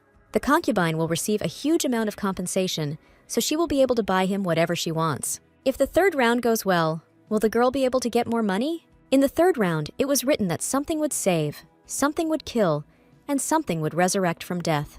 The girl suggested coming up with something similar to the second round. I mean, this problem reminded the lady of starflowers, but she wasn't going to take first place anyway. Maybe she should just find something that fits the criteria of the riddle. The lady asked the boy if the riddle reminded him of starflowers. Lydia is still not sure that she can both save and kill at the same moment, but it is the starflowers that die and are reborn. But the concubine cannot let others know about these flowers. After all, this is their precious ticket to a bright future. But what a pity. The redhead was sure that everyone would be stunned if they saw how the starflowers die and are reborn. She never said that she wanted to bring starflowers to the Sun Castle. Why was he so upset? Because he really cared so much about their business. Lydia told Maru that he had defended his jacket, and then asked him if he was sure he wasn't sick, to which he replied that he was fine. But what did the man mean? Odette just saw how the blonde turned pale. The emperor really needs to take care of himself, and not just his mistress. The lady noticed that some bottle had fallen out of the jacket. The man didn't seem to be sick, which was good, but I wondered what kind of bottle it was, to which Mar said that someone had given it to him. He was told it was a tonic drink. Come to think of it, Mar never told the lady about his friends and past. He and his friend must have been very close if he still had this gift. The girl said that she had seen this bottle before and knew that it was perfume from Fairland, but the blonde said that this man gave it to him in Genovia. The girl said that she saw the same bottle at Lady Aries. When the girl first met Aerie, she accidentally bumped into her, and she dropped this bottle of perfume in the hallway. The bottle was a little different, but it was similar to his. Such bottles had never been seen in Heron, so the lady remembered it. Perhaps Genovia and Fairland share some common culture, because Lydia isn't sure she's seen bottles with a similar design in Heron. So she thought that such bottles were only made in Fairland, but now, seeing the similarity of the two bottles, one might think that Genovia and Fairland are very close. When Odette said she thought the two countries were similar, he said they were not at all. Lydia reported that it looked like provisions had arrived. The girl decided to go and pick her up so they could talk later. The caterer stated that the lady looked lovely today, and they brought provisions and the formal dress they asked for. The things are quite heavy, so they can carry everything in quickly, but the lady said not to worry. She is a bit strange and prefers to carry all the things in herself. You just have to leave them at the door as usual.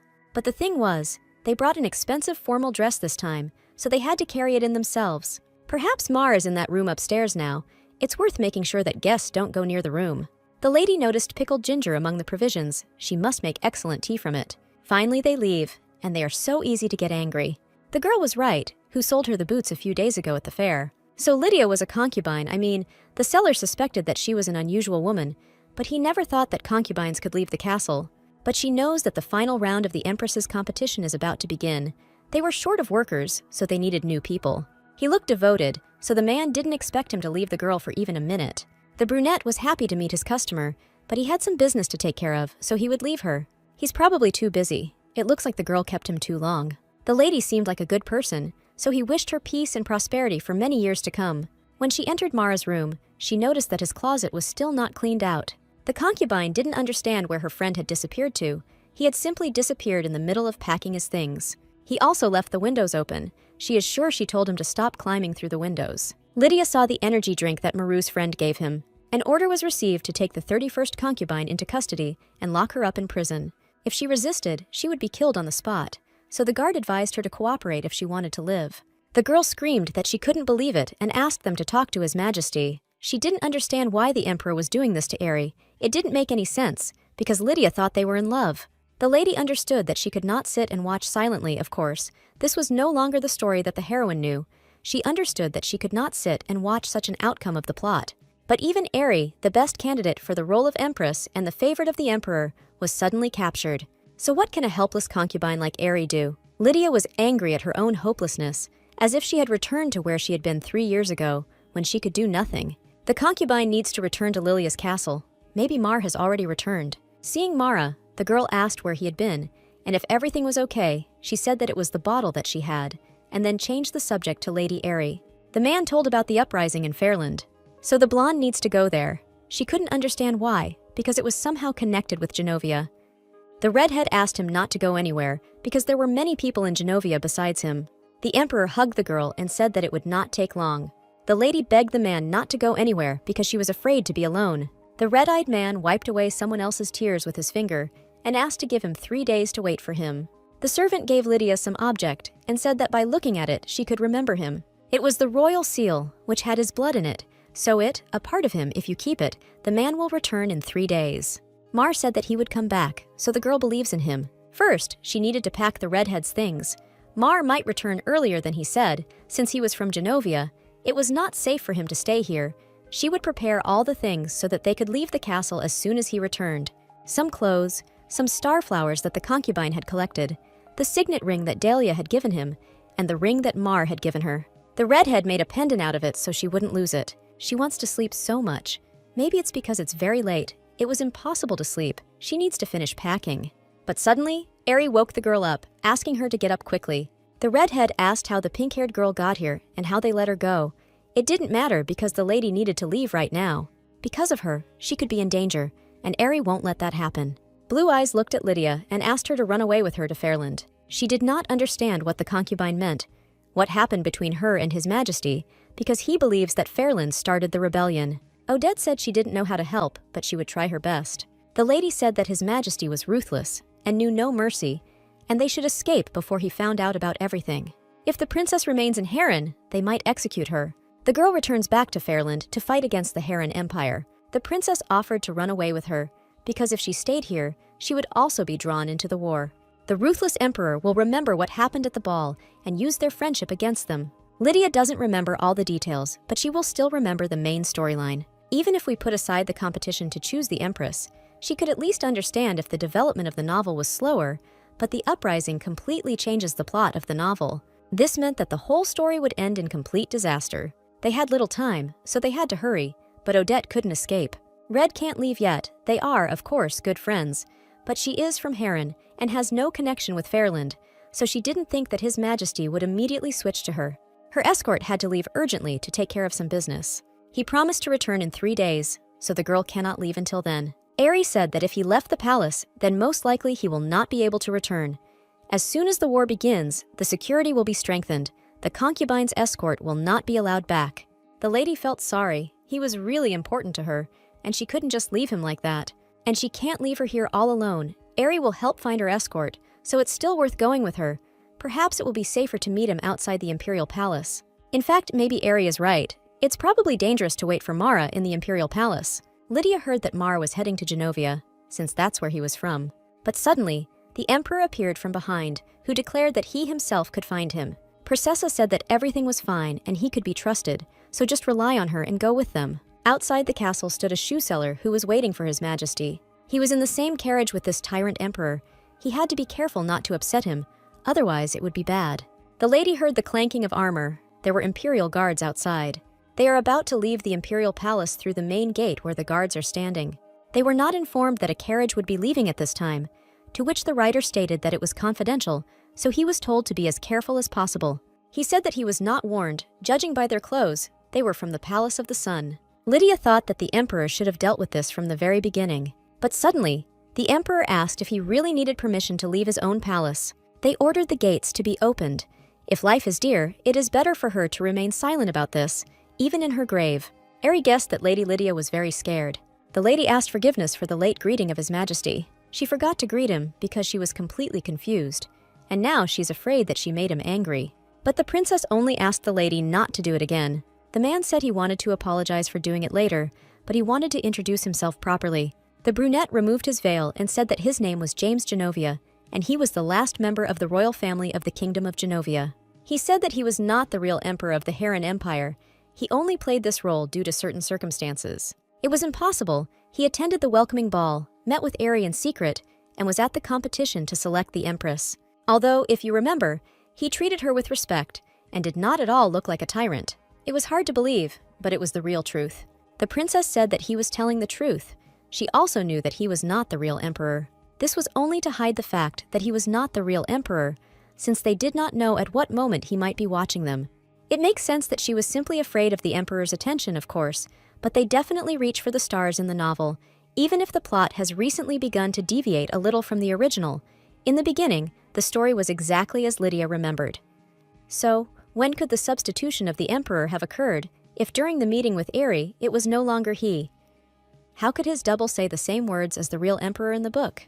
The girl, of course, only caught part of the conversation, but still. The lady decided to inquire how long His Highness had been living as his double. To this, he stated that he had been pretending to be emperor for 8 years already. But she woke up in this novel 3 years ago. This means that the Emperor of Heron was already Jamie when she found herself in Lydia's body and entered the imperial palace. She could not believe it. So the novel she was reading was indeed about James and Aerie. Then, she wanted to ask about the secret meeting at the Tulip Palace. It was right after the lady found out that he was the emperor's double that he asked if the princess could help him achieve independence for the enemy country. She had suspicions that the emperor had a double, but she did not expect that he would come to her with such a proposal. Aerie explained that Lydia had gotten it all wrong because they were both devoted to their countries and didn't even have time to think about dating.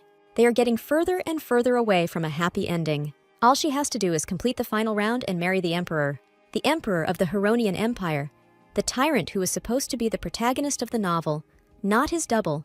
Where is he, and what is he doing while James is busy with the main role? He is the kind of man who would rather rush into battle to conquer a continent than sit on the throne, so he handed over all his affairs to a double, and for the last 8 years, he himself has concentrated on his campaigns. The emperor is a naturally ruthless man, and he returned to the battlefield to trample Fairland, which was just beginning to recover. So what is James going to do now? He shouldn't be here. If anyone found out that the doppelganger had escaped, it would be terrible, but there was no need to worry about it. He was considered the emperor now. They just decided that he was a little capricious because he decided to free Princess Aerie. It all happened so suddenly that he left the imperial palace with only a small group of elite soldiers, so the emperor probably doesn't yet know that he has betrayed him. Luckily, the man managed to get hold of some secret military information and pass it on to Marquis Therion before they left. Once it reached Fairland and Genovia, they would be able to slow down the advance of the Heronian army and buy them some time. The girl said they sent a message by carrier pigeon, so she was sure the front line would be established soon. If they got there quickly, everything should be fine. The brunette stated that if only that plan had worked and he had become emperor, making Aerie his empress, they could have stopped all of this much faster. The princess said that if he had not risked his life to contact this, Fairland would not have stood a chance against Heron. They only got this far because he told her everything, so Aerie is grateful to her for that. The girl asked, just to check, whether it was Marquis Therion who was now sitting in the coachman's seat. War is coming, and there will be no safe place left on the continent. They would like Lydia to go with them to Fairland, so he asks in advance if she agrees. Odette had tried so hard to prevent this continental war, and here she was, in the thick of it. Lydia didn't even feel afraid. It just all seemed so ridiculous, but everything would be fine as long as she was with them. The redhead said that she would be glad if the guys took her with them.